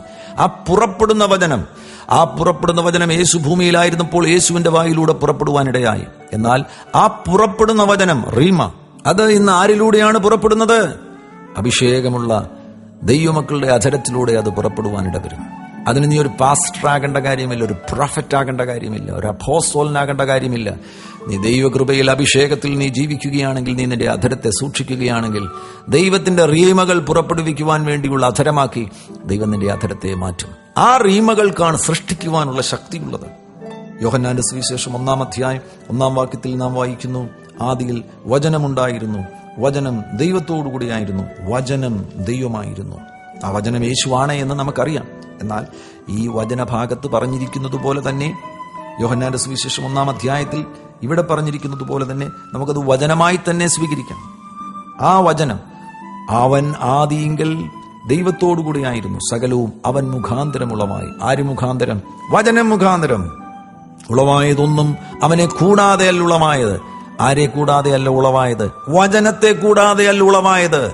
ഇന്ന് നാം പ്രപഞ്ചത്തിൽ കാണുന്ന എല്ലാറ്റിന്റെയും പിന്നിൽ ഒരു വചനമുണ്ട്, ഒരു സ്പോക്കൺ വേർഡ് ഉണ്ട്. ദൈവം ഒരു വചനം സംസാരിച്ചിട്ടുണ്ട്. ആ വചനമാണ് ഈ വൃക്ഷങ്ങളുടെ പിന്നിലെ ശക്തി, ഈ പ്രപഞ്ചത്തിന്റെ പിന്നിലെ ശക്തി. എങ്ങനെയാണ് സൂര്യനുണ്ടായത്? എങ്ങനെയാണ് ചന്ദ്രനുണ്ടായത്? എങ്ങനെയാണ് ഈ പ്രപഞ്ചത്തിലെ നക്ഷത്രങ്ങൾ ഉണ്ടായത്? ദൈവത്തിന്റെ വായിൽ നിന്ന് ഒരു വചനം പുറപ്പെടുവാനിടയായി. ആ വചനം ഇന്ന് നിങ്ങളുടെ വായിലുണ്ട്. നിങ്ങൾ അഭിഷേകത്തോടുകൂടെ നിങ്ങളുടെ വായെ സൂക്ഷിക്കുകയാണ് എങ്കിൽ നിങ്ങളുടെ വായിൽ ആ വചനമുണ്ട്. ഇവിടെ പരമപ്രധാനമായൊരു കാര്യം നിങ്ങൾ അറിഞ്ഞിരിക്കണം. വാക്കുകൾ, സംസാരം, ഈ പ്രപഞ്ചത്തിൽ ആദ്യമായി സംസാരിച്ചത് ദൈവമാണ്. ദൈവം സംസാരിച്ചത് ആശയവിനിമയത്തിന് വേണ്ടിയല്ല, ദൈവം സംസാരിച്ചത് സൃഷ്ടിക്കുവാൻ വേണ്ടിയാണ്. അതിനാൽ തന്നെ primary purpose of speech is not conversation but creation. പ്രധാനമായ വാക്കുകളുടെ ഉദ്ദേശമെന്ന് പറയുന്നത് ആശയവിനിമയമല്ല, സൃഷ്ടിപ്പാണ്. നിങ്ങളുടെ വാക്കുകളും അഭിഷേകത്തിൽ പൊതിഞ്ഞ വാക്കുകളാകുന്നുവെങ്കിൽ, പരിശുദ്ധാത്മാവിന്റെ നിയോഗമുള്ള റീമകളാകുന്നുവെങ്കിൽ നിങ്ങൾക്ക് സൃഷ്ടിക്കുവാൻ കഴിയും. ഒരു രാജ്യത്തെ നിങ്ങൾക്ക് സൃഷ്ടിക്കുവാൻ കഴിയും. നിങ്ങളുടെ അവസ്ഥകളിലെ കേടുപാടുകളെ നിങ്ങൾക്ക് വചനം ഉപയോഗിച്ച് സൗഖ്യമാക്കുവാൻ കഴിയും. നിങ്ങളായിരിക്കുന്ന പട്ടണത്തെ നിങ്ങൾക്ക് വചനം ഉപയോഗിച്ച് സൗഖ്യമാക്കുവാൻ കഴിയും. നിങ്ങളുടെ ഭവനത്തെ നിങ്ങൾക്ക് വചനം ഉപയോഗിച്ച് സൗഖ്യമാക്കുവാൻ കഴിയും. വചനത്തെ ആശയവിനിമയത്തിനു വേണ്ടി മാത്രം ഉപയോഗിക്കാതെ വചനത്തെ സൃഷ്ടിക്കുവാൻ വേണ്ടി ഉപയോഗിക്കുക. ആ വചനം ഇന്ന് നമ്മുടെ അധരത്തിലാണ്, നമ്മുടെ വായിലാണ്. അഭിഷേകമുള്ളവർ വാ അടച്ചു വെക്കരുത്, വാ തുറക്കണം. അഭിഷേകമുള്ളവന്റെ വായിൽ പരിശുദ്ധാത്മാവിന്റെ പിന്തുണയുള്ള വചനമുണ്ട്. നമ്മുടെ ദൈവം ദൂരസ്ഥനാകുന്ന ദൈവമല്ല, നമ്മുടെ ദൈവം സമീപസ്ഥനാകുന്ന ദൈവമാകുന്നു. നമ്മുടെ യേശു സമീപസ്ഥനാകുന്നു. നമ്മുടെ യേശുവിനെ കാണുവാൻ വേണ്ടി ദൂരെ എങ്ങും പോകേണ്ട കാര്യമില്ല, മലകൾ കയറേണ്ട കാര്യമില്ല, പുണ്യസ്ഥലങ്ങളിൽ പോകേണ്ട കാര്യമില്ല. നമ്മുടെ ദൈവം നമ്മിലാകുന്നു, നമ്മുടെ യേശു നമ്മിലാകുന്നു. അവിടുത്തെ വചനം നമ്മുടെ അധരത്തിലുണ്ട്. യേശുവിന്റെ പ്രവൃത്തി നിങ്ങൾ അനുഭവിക്കണമെന്ന് ആഗ്രഹിക്കുന്നു എങ്കിൽ യേശുവിനെ നിങ്ങൾക്ക് ആക്ടിവേറ്റ് ചെയ്യുവാൻ കഴിയും. എങ്ങനെ? വാ തുറന്നാൽ മതി. വാ തുറന്ന് നിങ്ങൾ വചനം പറയുമ്പോൾ നിങ്ങളുടെ അധരത്തിലൂടെ പരിശുദ്ധാത്മാവിന്റെ പിന്തുണയുള്ള ദൈവത്തിന്റെ അഗ്നിവചനം പുറപ്പെടുവാനിടവരും. വാ ഏറ്റവും ശ്രദ്ധിക്കേണ്ട ശരീര അവയവമാകുന്നു. ദൈവം ഏറ്റവും പ്രയോജനപ്പെടുത്തുവാൻ ആഗ്രഹിക്കുന്ന അവയവമാണ് നിങ്ങളുടെ അധരം. അധരത്തെ സൂക്ഷിക്കുക. ഈ അധരം കുറ്റം പറയുവാൻ വേണ്ടി ഉപയോഗിക്കരുത്. ഈ അധരം പരാതി പറയുവാൻ വേണ്ടി ഉപയോഗിക്കരുത്. അനേകർ പരാതിയുടെ ലോകത്തിലാണ് ജീവിക്കുന്നത്. അവരുടെ ജീവിതം അസംതൃപ്തമാണ്. ഏത് സാഹചര്യത്തിലും എന്തെങ്കിലും ഒരു അസംതൃപ്തമാകുന്ന കാര്യം അവർ കണ്ടെത്തും. ഏതെങ്കിലും നിലയിൽ ഒരു പരാതി പറയുവാൻ അവർ തയ്യാറാകും. ലൂക്കോസിന്റെ സുവിശേഷം 10-ാം അധ്യായം 40-ാമത്തെ വാക്യത്തിൽ മാർത്തയുടെ ചില പ്രസ്താവനകൾ നമുക്ക് കാണുവാൻ കഴിയുന്നുണ്ട്. മാർത്തയോ വളരെ ശുശ്രൂഷയിൽ കുഴഞ്ഞിട്ടടുക്ക വന്നു.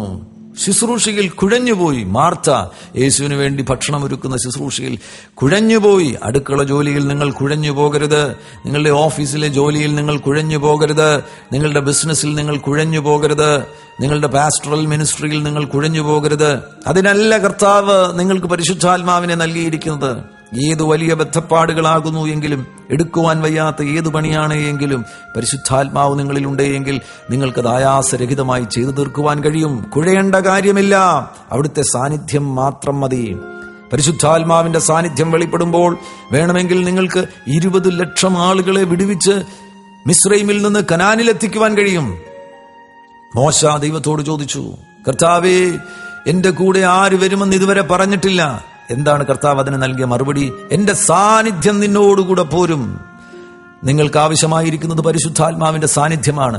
പരിശുദ്ധാത്മാവിന്റെ സാന്നിധ്യമുണ്ടെങ്കിൽ നിങ്ങൾ നിങ്ങളുടെ ശുശ്രൂഷയിൽ കുഴയുകയില്ല. നിങ്ങളുടെ ശുശ്രൂഷയിൽ നിങ്ങൾ വിജയികളായി തീരുവാൻ പോകുന്നു. നിങ്ങളുടെ ദൗത്യങ്ങളിൽ നിങ്ങൾ വിജയികളായി തീരുവാൻ പോകുന്നു. നിങ്ങളെ ഏൽപ്പിച്ച ഉത്തരവാദിത്തങ്ങളിൽ നിങ്ങൾ വിജയികളായി തീരുവാൻ പോകുന്നു. മാർത്ത വളരെ ശുശ്രൂഷയിൽ കുഴഞ്ഞിട്ട് അടുക്ക വന്ന്, കർത്താവേ, എന്റെ സഹോദരി ശുശ്രൂഷയ്ക്ക് എന്നെ തനിച്ചു വിട്ടിരിക്കുന്നതിൽ നിനക്ക് വിചാരമില്ലയോ? നോക്ക്, അവിടെയും യേശുവിന്റെ അരികിൽ വന്ന് മാർത്ത ഒരു പരാതി പറയുകയാണ്. ആ പരാതി ഒരു വ്യത്യസ്തമാകുന്ന കുറ്റപ്പെടുത്തൽ കൂടിയാണ്. യേശുവിനോട് ചോദിക്കുകയാണ്, നിനക്ക് വിചാരമില്ലയോ? കർത്താവിന് തന്നിൽ താല്പര്യമില്ല. കർത്താവ് തന്നിൽ തൽപരനല്ല. തന്നെ ഒറ്റയ്ക്ക് വിട്ടിരിക്കുന്നു.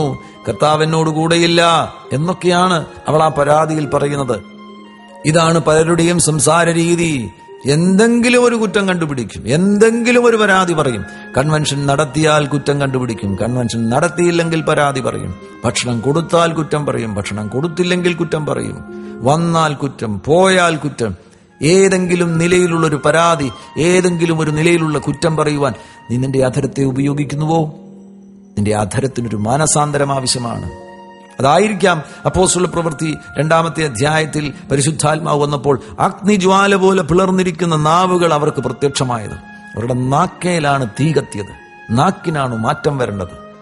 നാക്കേൽ തീ കത്തിയത് കൊണ്ടാണ് പത്രോസിന്റെ വാ വലുതായി തീർന്നത്. പത്രോസ് അന്ന് പറഞ്ഞു, 120 പേർ മാത്രം ഇരിക്കുമ്പോൾ വാ തുറന്നു വലിയ വായിൽ പറഞ്ഞു, അന്ത്യകാലത്ത് സകല ജഡത്തിന്റെ മേലും എന്റെ ആത്മാവിനെ അയക്കും. 120 പേർ മാത്രം ഇരിക്കുമ്പോൾ ഈ വിടുവായൻ പറയുന്നത് എന്താണ്?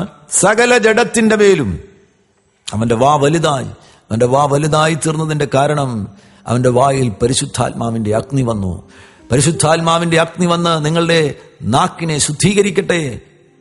പഴയ നിയമത്തിൽ ഇസ്യാവിന്റെ അധരത്തിന്റെ മേൽ മാറ്റം വരേണ്ടതായി വന്നപ്പോൾ ദൈവദൂതൻ യാഗപീഠത്തിലെ ഒരു കനൽ കൊണ്ടുവന്നാണ് വെച്ചത്. എന്നാൽ പുതിയ നിയമത്തിൽ പരിശുദ്ധാത്മാവ് തന്നെ വരുന്നു. പരിശുദ്ധാത്മാവിന്റെ തീ നിന്റെ അധരത്തിൽ കത്തുന്നു.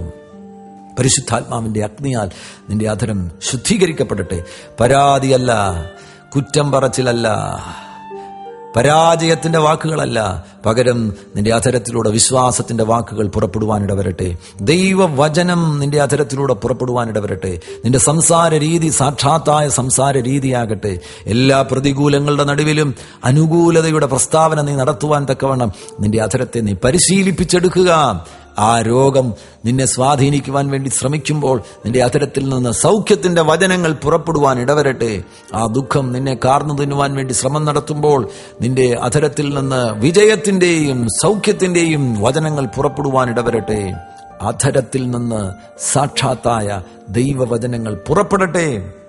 ഈ അധരം ആ നിലയിൽ നാം ഉപയോഗിച്ചാൽ, നമ്മുടെ സംസാര രീതിയിൽ മാറ്റം വന്നാൽ, പുതിയ നിയമത്തിൽ നാം രാജാക്കന്മാരാകുന്നതിനാൽ നമ്മുടെ അധരത്തിൽ നിന്ന് പുറപ്പെടുന്ന വചനങ്ങൾ രാജകൽപ്പനകളായി തീരും.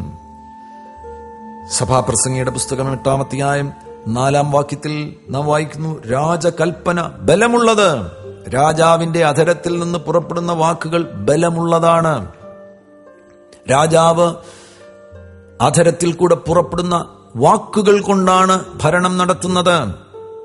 ലോകത്തിലെ പ്രിൻസിപ്പിൾസും ദൈവരാജ്യത്തിലെ പ്രിൻസിപ്പിൾസും തമ്മിൽ വളരെ വ്യത്യാസമുണ്ട്. ഇന്ന് ലോകത്തിൽ ഏതെങ്കിലും കാര്യം സാധിക്കണമെന്നുണ്ടെങ്കിൽ ഒരു റിട്ടൺ ഡോക്യുമെന്റ് ആവശ്യമാണ്. എന്നാൽ ദൈവരാജ്യത്തിലെ പ്രിൻസിപ്പിൾ എഴുതപ്പെട്ട ഏതെങ്കിലും രേഖയുടെ അടിസ്ഥാനത്തിലല്ല കാര്യങ്ങൾ ദൈവരാജ്യത്തിൽ നടക്കുന്നത്. സ്പോക്കൺ വേർഡ്, നിന്റെ വായിൽ നിന്ന് പുറപ്പെടുന്ന വചനമാണ് ദൈവരാജ്യത്തിൽ പ്രവർത്തിക്കുവാൻ ഇടവരുന്നത്. ഗവൺമെന്റിൽ നിന്ന് ഏതെങ്കിലും കാര്യം നിനക്ക് സാധിക്കുവാൻ നീ ആഗ്രഹിക്കുന്നുവെങ്കിൽ എഴുതിയ ഡോക്യുമെന്റ്സ് നീ ആ ഗവൺമെന്റ് ഡിപ്പാർട്ട്മെന്റിൽ സമർപ്പിക്കേണ്ടത് ആവശ്യമാണ്. അവിടെ ചെന്ന് വാക്കുകൊണ്ട് പറഞ്ഞാൽ കാര്യം നടക്കില്ല. മൻമോഹൻ സിംഗ് എന്നോട് പറഞ്ഞു എന്ന് കേരളത്തിലെ മുഖ്യമന്ത്രിയോട് നീ വന്ന് പറഞ്ഞാൽ കാര്യം സാധിക്കുകയില്ല. ഡോക്യുമെന്റ്സ് ആവശ്യമാണ്, റിട്ടൺ ഡോക്യുമെന്റ്സ് ആവശ്യമാണ്. അത് കൊടുത്തെങ്കിൽ മാത്രമേ ലോകത്തിലെ സംവിധാനത്തിൽ കാര്യങ്ങൾ നടക്കുകയുള്ളൂ. എന്നാൽ ദൈവരാജ്യത്തിൽ ഒരു രോഗിയെ സൗഖ്യമാക്കുവാൻ വേണ്ടി എഴുതിയ കത്തല്ല ആവശ്യമായിരിക്കുന്നത്, എഴുതിയ രേഖയല്ല ആവശ്യമായിരിക്കുന്നത്. അഭിഷേകമുള്ളവരാരെങ്കിലും അധരം തുറന്ന് ആ രോഗാത്മാവിനോട് കൽപ്പിക്കണം, ആ ശരീരം വിട്ട് പുറത്തു പോകാം.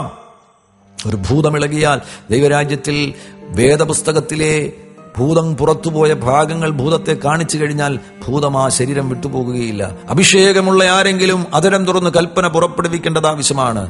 നിന്റെ അധരത്തിൽ നിന്ന് പുറപ്പെടുന്ന വാക്കുകൾ രാജകൽപ്പനയായിത്തീരും. രാജകൽപ്പനയുടെ ശക്തി എസ്തേറിന്റെ പുസ്തകത്തിൽ നമുക്ക് കാണുവാൻ കഴിയുന്നുണ്ട്. എസ്തേറിന്റെ പുസ്തകം 7-ാമത്തെ അധ്യായം 8 മുതലുള്ള വാക്യങ്ങൾ ശ്രദ്ധിക്കുക.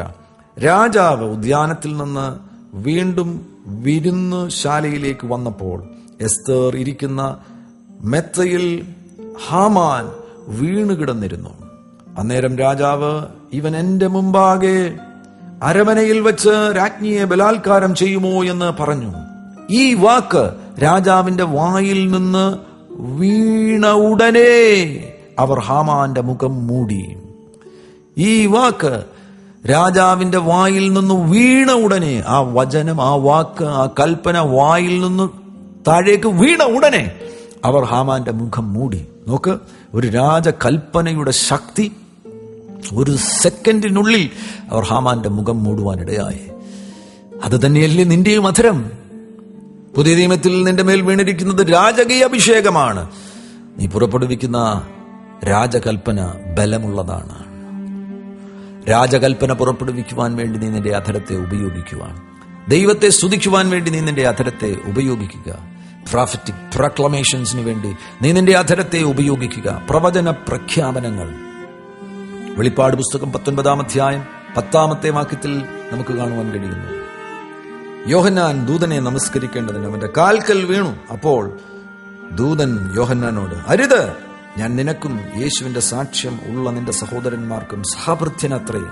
ദൈവത്തെ നമസ്കരിക്കുക. യേശുവിന്റെ സാക്ഷ്യമോ പ്രവചനത്തിന്റെ ആത്മാവ് തന്നെ എന്ന് പറഞ്ഞു. യോഹന്നാൻ ദൂതനെ നമസ്കരിക്കേണ്ടതിന് വീണപ്പോൾ ദൂതൻ വളരെ വ്യക്തമായി യോഹന്നാനോട് പറഞ്ഞു, ഞാൻ നിന്റെ ഭൃത്യനാണ്, നിന്നെ ശുശ്രൂഷയിൽ സഹായിക്കുന്നവനാണ്. നീ എന്നെ നമസ്കരിക്കേണ്ട കാര്യമില്ല. നിന്നെപ്പോലെ ശുശ്രൂഷയിലായിരിക്കുന്ന എല്ലാവരെയും സഹായിക്കുന്നവനാണ് ഞാൻ. ദൈവത്തെ നീ നമസ്കരിക്കുക. അതിനുശേഷം ദൂതൻ ഒരു പ്രധാനപ്പെട്ട പ്രസ്താവന നടത്തുന്നു. യേശുവിന്റെ സാക്ഷ്യമോ പ്രവചനത്തിന്റെ ആത്മാവ് തന്നെ. നിന്റെ അധരത്തിലൂടെ പ്രവചനത്തിന്റെ ശക്തി പുറപ്പെടും. നീ പറയുന്ന വാക്കുകളിലൂടെ പ്രവചനത്തിന്റെ ശക്തി പുറപ്പെടും. പ്രവചനത്തിന്റെ ആത്മാവ് നിന്റെ അധരത്തിലൂടെ പുറപ്പെടുവാനിടവരും. നീ യേശുവിനെ കുറിച്ചുള്ള സാക്ഷ്യം പറയുമ്പോൾ പ്രവചനാത്മാവിൽ നീ സാക്ഷ്യം പറയുവാനിടവരും. നീ വോർഷിപ്പ് ലീഡ് ചെയ്യുമ്പോൾ പ്രവചനാത്മാവിൽ നിനക്ക് വോർഷിപ്പ് ലീഡ് ചെയ്യുവാൻ കഴിയും. നീ ദൈവത്തിന്റെ വചനം പഠിപ്പിക്കുമ്പോൾ പ്രവചനാത്മാവിൽ നിനക്ക് പഠിപ്പിക്കുവാൻ കഴിയും. നിനക്ക് പ്രകൃതിയോട് പ്രവചനാത്മാവിൽ പ്രൊക്ലമേഷൻസ്, പ്രഖ്യാപനങ്ങൾ നടത്തുവാൻ കഴിയും. കൽപ്പനകൾ പുറപ്പെടുവിക്കുവാൻ കഴിയും. ഏലിയാവ് അതാണ് ചെയ്തത്. 1 രാജാക്കന്മാരുടെ പുസ്തകം 17-ാം അധ്യായത്തിൽ ആഹാബ് രാജാവിനോട് ഏലിയാവ് പറഞ്ഞു, ഞാൻ പറഞ്ഞിട്ടല്ലാതെ ഈ ആണ്ടുകളിൽ മഞ്ഞും മഴയും പെയ്യുകയില്ല. എങ്ങനെയാണ് മഞ്ഞിനെയും മഴയെയും ഏലിയാവ് തടയുന്നത്? കൊട പിടിച്ചാണോ? പടുതയിട്ടാണോ? വടികൊണ്ട് അടിച്ചാണോ? ടിൻഷീറ്റ് കൊണ്ട് മറച്ചാണോ? എങ്ങനെയാണ് ഏലിയാവ് മഴയെയും മഞ്ഞിനെയും തടഞ്ഞത്? വചനം കൊണ്ട്. തന്റെ അധരത്തിൽ നിന്ന് പുറപ്പെട്ട വചനം, തന്റെ അധരത്തിൽ നിന്ന് പുറപ്പെട്ട വചനം ആയുധമായി അവിടെ വെളിപ്പെടുകയാണ്, ശക്തിയായി അവിടെ വെളിപ്പെടുകയാണ്. മഴയെയും മഞ്ഞിനെയും തടസ്സപ്പെടുത്തുന്ന ദൈവത്തിന്റെ വചനമായി അത് തീരുന്നു. സക്കറിയ പ്രവാചകന്റെ പുസ്തകത്തിൽ സക്രിയ പ്രവാചകൻ സെരുബാബേലിനെ നോക്കി പറഞ്ഞു, സെരുബാബേലേ, നിന്റെ മുൻപിൽ നിൽക്കുന്ന മഹാപർവ്വതം സമഭൂമിയായി തീരും. സൈന്യത്താലല്ല, ശക്തിയാലല്ല, യഹോവയുടെ ആത്മാവിനാൽ അത്രേ. സക്രിയാവ് എന്താണ് ഈ പറയുന്നത്? സെരുബാബേലിന്റെ മുൻപിൽ നിൽക്കുന്ന മഹാപർവ്വതത്തെ എങ്ങനെയാണ് സമഭൂമിയാക്കുന്നത്? അവിടെ തന്റെ അധരത്തിൽ നിന്ന് പുറപ്പെടുന്ന വചനം വളരെ ഗൗരവമേറിയതാണ്. ആ ഘട്ടത്തിൽ താൻ പുറപ്പെടുവിച്ച വചനം, ആ വചനത്തിൽ വെളിപ്പെടുന്ന പരിശുദ്ധാത്മാവിന്റെ പിന്തുണയും ശക്തിയും സെരുബാബേലിന്റെ മുൻപിൽ നിൽക്കുന്ന മഹാപർവ്വതത്തെ തകർക്കുകയാണ്. നിങ്ങളുടെ മുൻപിൽ ഏതെങ്കിലും പർവ്വതങ്ങൾ നിൽക്കുന്നുണ്ടോ? ആ പർവ്വതങ്ങളെ തകർക്കുവാൻ വേണ്ടി ബുൾഡോസറുകൾ വേണ്ട, ആയുധങ്ങൾ വേണ്ട, ബോംബ്സ് വേണ്ട. നിങ്ങളുടെ അധരം അഭിഷേകമുള്ള അധരമാകുന്നുവെങ്കിൽ ആ അധരത്തിലൂടെ ദൈവത്തിന്റെ വചനത്തെ പുറപ്പെടുവിച്ചാൽ മതി. ചില നാളുകൾക്ക് മുന്നമേ മംഗലാപുരത്തു നിന്നൊരു സഹോദരി എന്നെ വിളിച്ചു. ദൈവദാസനെ, 15 ദിവസമായി എന്റെ മകനെ കാണുവാനില്ല, അവൻ വീട് വിട്ടുപോയി. ഞാൻ അവനോട് ഗൗരവത്തോടുകൂടെ ഒന്ന് സംസാരിച്ചു. ആ കാരണം മുഖാന്തരം അവൻ വീട് വിട്ടുപോയി. ഇന്നത്തെ തലമുറ അങ്ങനെയല്ലേ? അവരോട് കർശനമായി മാതാപിതാക്കൾക്കൊന്ന് സംസാരിക്കുവാനും പോലും കഴിയാത്ത ഒരു കാലയളവിലേക്ക് നാം വന്നിരിക്കുകയാണ്. ഈ അമ്മ ആ മകനോട് ഗൗരവത്തോടുകൂടെ എന്തോ പറഞ്ഞു. അത് കാരണം അവൻ വീട് വിട്ടുപോയി, 15 ദിവസമായി കാണുവാനില്ല. അമ്മ പറഞ്ഞു, ഞാൻ ഫോൺ ചെയ്തു നോക്കി, അവന്റെ ഫോൺ സ്വിച്ച്ഡ് ഓഫ് ആണ്, അവനെ കണ്ടെത്തുവാൻ കഴിയുന്നില്ല, ആശയവിനിമയത്തിന് യാതൊരു ഉപാധിയുമില്ല. കർണാടക മുഴുവൻ അന്വേഷിച്ചു, കേരളം മുഴുവൻ അന്വേഷിച്ചു, ഞങ്ങൾക്ക് കണ്ടെത്തുവാൻ കഴിയുന്നില്ല. ആ വേദനയിൽ അവർ നിലവിളിക്കുകയാണ്, ഫോണിലൂടെ നിലവിളിക്കുകയാണ്. ആത്മശക്തി എന്നിൽ വ്യാപരിക്കുന്നത് ഞാൻ അനുഭവിച്ചു. എന്റെ അധരം പരിശുദ്ധാത്മശക്തി കൊണ്ട് നിറയുന്നത് ഞാൻ അനുഭവിച്ചു. ഞാൻ വിളിച്ചു പറഞ്ഞു, നാളെ 5 മണിക്ക് മുന്നമേ അവൻ നിന്നെ ഫോൺ വിളിക്കും. അതിനടുത്ത ദിവസം അവൻ നിന്റെ വീട്ടിൽ മടങ്ങി വരും. പറഞ്ഞതിന് ശേഷമാണ് ഞാൻ ചിന്തിച്ചത് പോലും. എന്നാൽ എന്താണ് സംഭവിച്ചത്? അടുത്ത ദിവസം വീണ്ടും ആ സഹോദരി എന്നെ വിളിച്ചു, നിലവിളിച്ചുകൊണ്ട്. ദൈവദാസനെ, അവൻ എന്നെ വിളിച്ചു. അവൻ അമ്മയോട് പറഞ്ഞു, അമ്മാ, ഞാൻ മടങ്ങി വരികയാണ്, വീട്ടിലേക്ക് മടങ്ങി വരികയാണ്. നിന്റെ അധരത്തെ ദൈവം ഉപയോഗിക്കുവാൻ ആഗ്രഹിക്കുന്നു. പ്രോഫറ്റിക് പ്രൊക്ലമേഷൻസിന് വേണ്ടി ദൈവം നിന്റെ അധരത്തെ ഉപയോഗിക്കുവാൻ ആഗ്രഹിക്കുന്നു. സെരുബാബേലേ, നിന്റെ മുൻപിൽ നിൽക്കുന്ന മഹാപർവ്വതം സമഭൂമിയായി തീരും. നിങ്ങൾ ഏതെങ്കിലും മഹാപർവ്വതത്തെ നേരിടുന്നുണ്ടോ? നിങ്ങളുടെ തലമുറകളെ ചൊല്ലി നിങ്ങൾ വ്യാകുലപ്പെട്ടിരിക്കുകയാണോ? ആ പർവ്വതം തകരട്ടെ. ആ പർവ്വതത്തെ തകർക്കുവാനുള്ള അഭിഷേകം നിങ്ങളുടെ അധരത്തിലുണ്ട്. നിങ്ങളുടെ അധരത്തിൽ നിന്ന് പുറപ്പെടുന്ന വചനത്തിന് ശക്തിയുണ്ട്, ശബ്ദത്തിന് ശക്തിയുണ്ട്. അഭിഷക്തന്മാരുടെ ശബ്ദത്തിന് ശക്തിയുണ്ട്. അഭിഷക്തന്മാർക്ക് തങ്ങളുടെ ശബ്ദത്തിലൂടെ ശക്തിയെ പുറപ്പെടുവിക്കുവാൻ കഴിയും. യോഹന്നാന്റെ സുവിശേഷം 11-ാമത്തെ അധ്യായം 43-ാമത്തെ വാക്യത്തിൽ ലാസറിന്റെ കല്ലറയുടെ അരികിൽ വന്നിട്ട് യേശു ഉറക്ക വിളിച്ചു എന്നാണ് അവിടെ രേഖപ്പെടുത്തിയിരിക്കുന്നത്. യേശു എന്തിനാണ് ഉറക്ക വിളിച്ചത്? യേശുവിന് മെല്ലെ ഒരു പ്രസ്താവന നടത്തിയാൽ ലാസറിനെ പുറത്തു കൊണ്ടുവരുവാൻ കഴിയുമായിരുന്നുവല്ലോ. യേശു ഉറക്ക വിളിച്ചു പറഞ്ഞത്, ലാസറേ, പുറത്തു വരിക. മരിച്ചവൻ പുറത്തു വന്നു. ആ ശബ്ദത്തിലൂടെ ദൈവത്തിന്റെ ശക്തി പുറപ്പെടുവാനിടയായി. ശബ്ദത്തിന്റെ മേൽ ശക്തി വെളിപ്പെടുമ്പോൾ ശബ്ദത്തിലൂടെ നമുക്ക് ശക്തിയെ പുറപ്പെടുവിക്കുവാൻ കഴിയും. വചനം സഞ്ചരിക്കുന്നതാണ്. വചനത്തെ തടഞ്ഞു നിർത്തുവാൻ മതിലുകൾക്ക് കഴിയുകയില്ല. ദേശത്തിന്റെ അതിരുകൾക്ക് വചനത്തെ തടഞ്ഞു നിർത്തുവാൻ കഴിയുകയില്ല. വചനം സഞ്ചരിക്കുന്നതാണ്. 107-ാം സങ്കീർത്തനം 20-ാം വാക്യത്തിൽ നാം വായിക്കുന്നു, അവൻ വചനം അയച്ചവരെ സൗഖ്യമാക്കുന്നു, അവരുടെ കുഴികളിൽ നിന്ന് അവരെ വിടുവിക്കുന്നു. അയക്കപ്പെടുന്ന വചനത്തിന് സഞ്ചരിക്കുവാൻ കഴിയും. ഇവിടെ ഇരുന്ന് നീ സംസാരിക്കുമ്പോൾ നീ പറയുന്ന വചനം അമേരിക്കയിൽ വരെ എത്തുവാൻ ഇടവരും. അവിടെ ആയിരിക്കുന്ന രോഗിയുടെ മേൽ സൗഖ്യം വെളിപ്പെടുവാൻ ഇടവരും. ബാംഗ്ലൂരിൽ പഠിച്ചുകൊണ്ടിരിക്കുന്ന നിന്റെ മകന്റെ മേൽ നീ പുറപ്പെടുവിക്കുന്ന വചനത്തിന് വിടുതലുകളെ അയക്കുവാൻ കഴിയും. വചനം സഞ്ചരിക്കുന്നതാണ്. വചനം ശക്തിയെ പുറപ്പെടുവിക്കുന്നതാണ്. വചനത്തിന് പരിധിയില്ലാത്ത സാധ്യതകളുണ്ട്. യോഹന്നാന്റെ സുവിശേഷം 6-ാമത്തെ അധ്യായത്തിൽ യേശു പറഞ്ഞു, ഞാൻ നിങ്ങളോട് സംസാരിച്ച വചനങ്ങൾ ആത്മാവും ജീവനുമാകുന്നു. വചനം സ്പിരിറ്റ് ആകുന്നു എന്ന് അവിടെ രേഖപ്പെടുത്തുന്നു. യേശുവിന്റെ വായിലൂടെ പുറപ്പെട്ട വചനങ്ങൾ ആത്മാവാകുന്നു. ആത്മാവാകുന്നു വചനങ്ങൾ എന്നതിനാൽ നിന്റെ വചനങ്ങൾക്ക്, നിന്റെ വായിലൂടെ പുറപ്പെടുന്ന റീമകൾക്ക് പരിധികളില്ല, പരിമിതികളില്ല. അസാധ്യങ്ങളെ സാധ്യമാക്കുവാൻ കഴിയും. പരിമിതിയില്ലാതെ യാത്ര ചെയ്യുവാൻ കഴിയും. ദൂരദേശത്തേക്ക് യാത്ര ചെയ്യുവാൻ കഴിയും. മാത്രവുമല്ല, സമയത്തിന് വചനത്തെ തടയുവാൻ കഴിയില്ല. വചനത്തിലൂടെ പുറപ്പെടുന്ന ശക്തിയെ കാലങ്ങൾക്ക് തടയുവാൻ കഴിയുകയില്ല. അടുത്ത ജനറേഷനിലേക്ക് നീ പുറപ്പെടുവിക്കുന്ന വചനം യാത്ര ചെയ്യുവാനിടവരും. 2000 വർഷങ്ങൾക്ക് മുന്നമേ പത്രോസ് വിളിച്ചു പറഞ്ഞു, അന്ത്യകാലത്ത് ഞാൻ സകല ജഡത്തിന്റെ മേലും എന്റെ ആത്മാവിനെ പകരും. നിങ്ങളുടെ പുത്രന്മാരും പുത്രിമാരും പ്രവചിക്കും, നിങ്ങളുടെ യൗവനക്കാർ ദർശനങ്ങൾ ദർശിക്കും. ആ നാളിൽ എന്റെ ദാസന്മാരുടെ മേലും ദാസിമാരുടെ മേലും ഞാൻ എന്റെ ആത്മാവിനെ പകരും, അവരും പ്രവചിക്കും. ആ വചനം ഇന്നും അന്തരീക്ഷത്തിൽ നിൽക്കുന്നു. ആ വചനം ഇന്നും നമ്മുടെ നടുവിൽ പ്രവർത്തിക്കുന്നു. തലമുറകളിലേക്ക് നീ പുറപ്പെടുവിക്കുന്ന വചനം യാത്ര ചെയ്യുവാനിടവരും. നിന്റെ മക്കളെ നോക്കി നന്മയുടെ വചനങ്ങൾ വിളിച്ചു പറയുക. ശാപത്തിന്റെ വചനങ്ങളല്ല അവരെ നോക്കി വിളിച്ചു പറയേണ്ടത്. വിടുതലിന്റെ വചനങ്ങളെ വിളിച്ചു പറയുക, അനുഗ്രഹത്തിന്റെ വചനങ്ങളെ വിളിച്ചു പറയുക. അവരുടെ തലമുറയിലേക്ക്, അടുത്ത തലമുറയിലേക്ക്, അതിനടുത്ത തലമുറയിലേക്ക് നീ പുറപ്പെടുവിക്കുന്ന അനുഗ്രഹത്തിന്റെ വചനങ്ങൾ യാത്ര ചെയ്യുവാനിടവരും. അത്ര വലിയ കാര്യമാണ് നിന്റെ ശബ്ദത്തിലൂടെ പുറപ്പെടുന്നത്. അത്ര വലിയ ശക്തിയാണ് നിന്റെ ശബ്ദത്തിലൂടെ നിനക്ക് പുറപ്പെടുവിക്കുവാൻ കഴിയുന്നത്. 29-ാമത്തെ സങ്കീർത്തനത്തിൽ നാം വായിക്കുന്നു, അതിന്റെ 3 മുതലുള്ള വാക്യങ്ങളിൽ, യഹോവയുടെ ശബ്ദം വെള്ളത്തിന് മീതെ മുഴങ്ങുന്നു, പെരുവെള്ളത്തിന് മീതെ യഹോവ മഹത്വത്തിന്റെ ദൈവം തന്നെ ഇടിമുഴക്കുന്നു.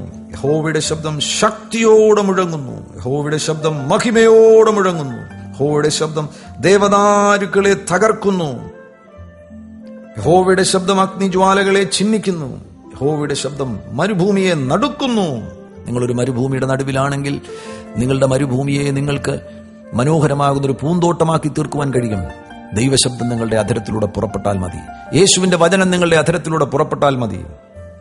യഹോവയുടെ ശബ്ദം മാൻപേടകളെ പ്രസവിക്കുമാറാക്കുന്നു. ശരീരത്തിൽ രോഗമുണ്ടോ? യഹോവയുടെ ശബ്ദം നിങ്ങളുടെ അധരത്തിലൂടെ പുറപ്പെടട്ടെ.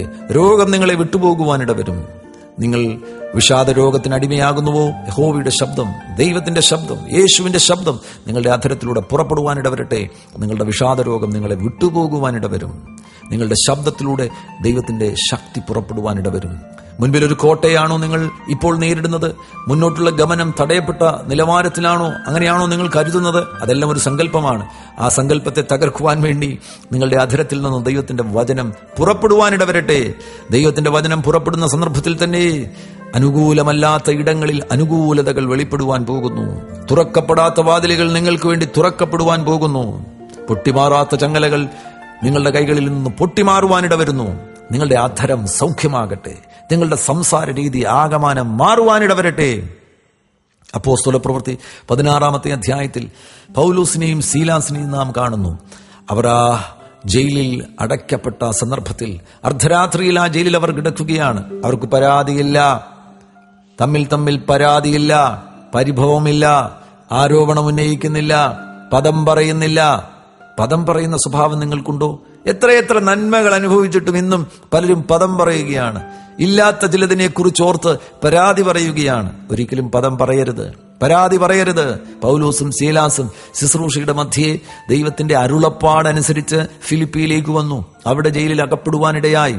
ജയിലിൽ അടയ്ക്കപ്പെട്ട സന്ദർഭത്തിൽ അവർക്ക് പരാതിയില്ല, യാതൊരു പരിഭവവുമില്ല. അവർ തമ്മിൽ ആരോപണവും ഉന്നയിക്കുന്നില്ല. മറിച്ച് അവരെന്താണ് ചെയ്യുന്നത്? ആ രാത്രിയിൽ അവർ പ്രാർത്ഥിച്ച് പാട്ടുപാടി ദൈവത്തെ സ്തുതിക്കുകയാണ്. ആരെങ്കിലും അത് ചെയ്യുമോ? ആ ജയിലിനകത്ത് കിടക്കുമ്പോൾ ആ ജയിൽ തുറക്കുവാൻ പിടിപാടുള്ള ആർക്കെങ്കിലും ഫോൺ ചെയ്യുകയല്ലേ ചെയ്യേണ്ടത്?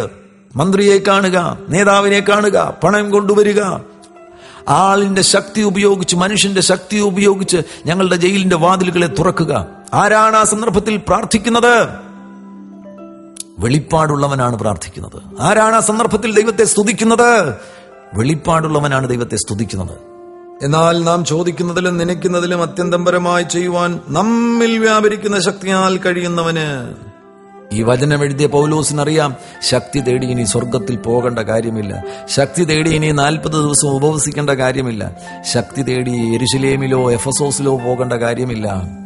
തങ്ങളിലാകുന്നു പരിശുദ്ധാത്മാവ്, തങ്ങളിലാകുന്നു പരിശുദ്ധാത്മാവിന്റെ ശക്തി. പരിശുദ്ധാത്മാവിന്റെ ശക്തിയെ എങ്ങനെ അവർക്ക് പുറപ്പെടുവിക്കുവാൻ കഴിയും? വാ തുറക്കുക. Spiritual principle. വാ തുറക്കുക. വാ തുറന്ന് ദൈവത്തെ സ്തുതിക്കുക. വാ തുറന്ന് പ്രാർത്ഥിക്കുക. വാ തുറന്ന് വചനം പറയുക. വാ തുറന്ന് വചനപ്രകാരം സംസാരിക്കുക. അവർ അങ്ങനെ ദൈവത്തെ സ്തുതിച്ചപ്പോൾ സംഭവിച്ചത് അസാധാരണമായിരുന്നു, അമാനുഷികമായിരുന്നു. ഒരിക്കലും കുലുങ്ങാത്ത തടവറയുടെ അടിസ്ഥാനങ്ങൾ കുലുങ്ങുവാനിടയായി. പ്രിയമുള്ളവരെ, ആ തടവറയിൽ കയറിയ ആരും പുറത്തിറങ്ങിയിട്ടില്ല. തടവിൽ കയറിയവൻ ജീവപര്യന്തം അവിടെ കിടന്നിട്ടുണ്ട്, അല്ലെങ്കിൽ അതിനകത്ത് കിടന്ന് മരിച്ചുപോയിട്ടുണ്ട്. അത്ര ഭീകരമാണ് റോമൻ തടവറ. എന്നാൽ അഭിഷേകമുള്ളവൻ ഒരു രാത്രി തികച്ചില്ല. അഭിഷേകമുള്ളവൻ തടവറയിൽ പ്രവേശിച്ചപ്പോൾ അവൻ മാത്രമല്ല പുറത്തു വന്നത്, തടവറയിൽ കിടന്നതിനെ എല്ലാം പുറത്തു കൊണ്ടുവന്നു. അനേകം തടവറകളെ തകർക്കുവാൻ വേണ്ടി കർത്താവാകുന്ന യേശുക്രിസ്തു നിന്റെ അധരത്തെ ഉപയോഗിക്കുവാൻ പോകുന്നു. തടവറയിൽ കിടക്കുന്ന നിരപരാധികൾക്ക് വാ തുറക്കുവാൻ അറിയില്ല. എന്നാൽ നീ നിന്റെ വാ തുറക്കുകയാണെങ്കിൽ, പ്രാർത്ഥനയ്ക്ക് വേണ്ടി നീ നിന്റെ വാ തുറക്കുകയാണെങ്കിൽ, സ്പിരിച്വൽ ആക്ടിവിറ്റീസിന് വേണ്ടി നീ നിന്റെ അധരം തുറക്കുകയാണെങ്കിൽ, വചനം പറയുവാൻ വേണ്ടി നീ നിന്റെ അധരം തുറക്കുകയാണെങ്കിൽ, ആരാധിക്കുവാൻ വേണ്ടി നീ നിന്റെ അധരം തുറക്കുകയാണെങ്കിൽ, ദൈവത്തെ സ്തുതിക്കുവാൻ വേണ്ടി നീ നിന്റെ അധരത്തെ തുറക്കുകയാണെങ്കിൽ, ദേശത്തിന്റെ വിവിധയിടങ്ങളിൽ അനേകം തടവറകൾ തകരുവാൻ പോകുന്നു. തടവറയിൽ കിടക്കുന്നവർ സ്വതന്ത്രരായി പുറത്തു വരുവാൻ പോകുന്നു. ഒരു ചങ്ങലയ്ക്ക് നിന്നെ ഒതുക്കുവാൻ കഴിയില്ല. ഒരു തടവറയ്ക്ക് നിന്നെ പിടിച്ചു വയ്ക്കുവാൻ കഴിയുകയില്ല. സകല ചങ്ങലകളെയും തടവറകളെയും പൊളിച്ചു നീ പുറത്തു വരുവാൻ പോകുന്നു. നിന്റെ സംസാര രീതി മാറട്ടെ. നിങ്ങളുടെ അകത്തെ മനുഷ്യൻ ബലപ്പെടണമെന്ന് നിങ്ങൾ ആഗ്രഹിക്കുന്നുവോ? ലളിതമാകുന്ന ഈ ഉപാധികൾ സ്വീകരിക്കുക. നിങ്ങളുടെ ചിന്താ രീതി മാറട്ടെ, നിങ്ങളുടെ സംസാര രീതി മാറട്ടെ. ഞാൻ നിങ്ങൾക്ക് വേണ്ടി പ്രാർത്ഥിക്കുവാൻ ആഗ്രഹിക്കുന്നു. എന്നോട് ചേർന്ന് പ്രാർത്ഥിക്കുക. പരിശുദ്ധ പിതാവേ, യേശുവിൻ നാമത്തിൽ ഈ പ്രിയപ്പെട്ടവർക്ക് വേണ്ടി അടിയൻ പ്രാർത്ഥിക്കുന്നു. ക്രിസ്തുവിലുള്ള പുതു മനുഷ്യൻ ഇവരിലൂടെ വെളിപ്പെടുവാനിടവരട്ടെ. ഇവരുടെ അകത്തെ മനുഷ്യൻ ബലപ്പെടുവാനിടവരട്ടെ, ശക്തിയോടെ ബലപ്പെടുവാനിടവരട്ടെ. ആ മാറ്റങ്ങളുടെ പട്ടികയിൽ, ആ അത്ഭുതങ്ങളുടെ പട്ടികയിൽ ഇന്ന് അവരുടെ ഹൃദയത്തെ തൊടയണമേ, അവരുടെ അധരത്തെ തൊടയണമേ. അവരുടെ ചിന്താരീതി ആകമാനം മാറുവാനിടവരട്ടെ, വചനപ്രകാരം ചിന്തിക്കുവാനിടവരട്ടെ. അവരുടെ സംസാര രീതി ആകമാനം മാറുവാനിടവരട്ടെ, വചനപ്രകാരം സംസാരിക്കുവാനിടവരട്ടെ. പ്രവചന പ്രഖ്യാപനങ്ങൾ അവരുടെ അധരത്തിലൂടെ പുറപ്പെടുവാനിടവരട്ടെ. ദേശത്തിന്റെ അവസ്ഥകളെ മാറ്റുന്ന പ്രവചന പ്രഖ്യാപനങ്ങൾ, കാലാവസ്ഥയുടെ മേൽ നിയന്ത്രണം വരുത്തുന്ന പ്രവചന പ്രഖ്യാപനങ്ങൾ, എതിർപ്പുകളെ തകർക്കുന്ന പ്രവചന പ്രഖ്യാപനങ്ങൾ അവരുടെ അധരത്തിലൂടെ പുറപ്പെടുവാനിടവരട്ടെ. യേശുവിൻ നാമത്തിൽ സകല നിഷേധാർത്ഥകമാകുന്ന പ്രസ്താവനകളും അവരുടെ അധരം വിട്ടുപോകുവാനിടവരട്ടെ. പരാതികളും ആരോപണങ്ങളും കുറ്റം പറച്ചിലുകളും അവരുടെ അധരം വിട്ടുപോകുവാനിടവരട്ടെ. പരാജയ ചിന്തകളും മലിന ചിന്തകളും അതിന്റെ ബന്ധനങ്ങൾ, അതിന്റെ കോട്ടകൾ യേശുവിൻ നാമത്തിൽ തകരട്ടെ.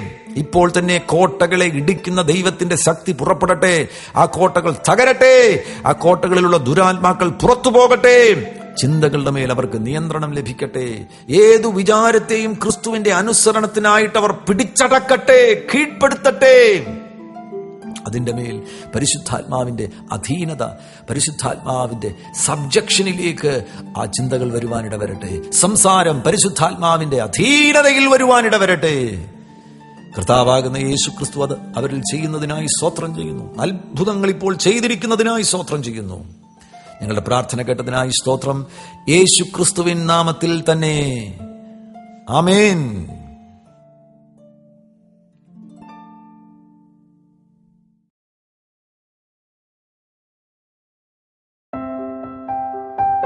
വചന കേൾവിയാൽ നിങ്ങൾ അനുഗ്രഹിക്കപ്പെട്ടു എന്ന് ഞങ്ങൾ വിശ്വസിക്കുന്നു.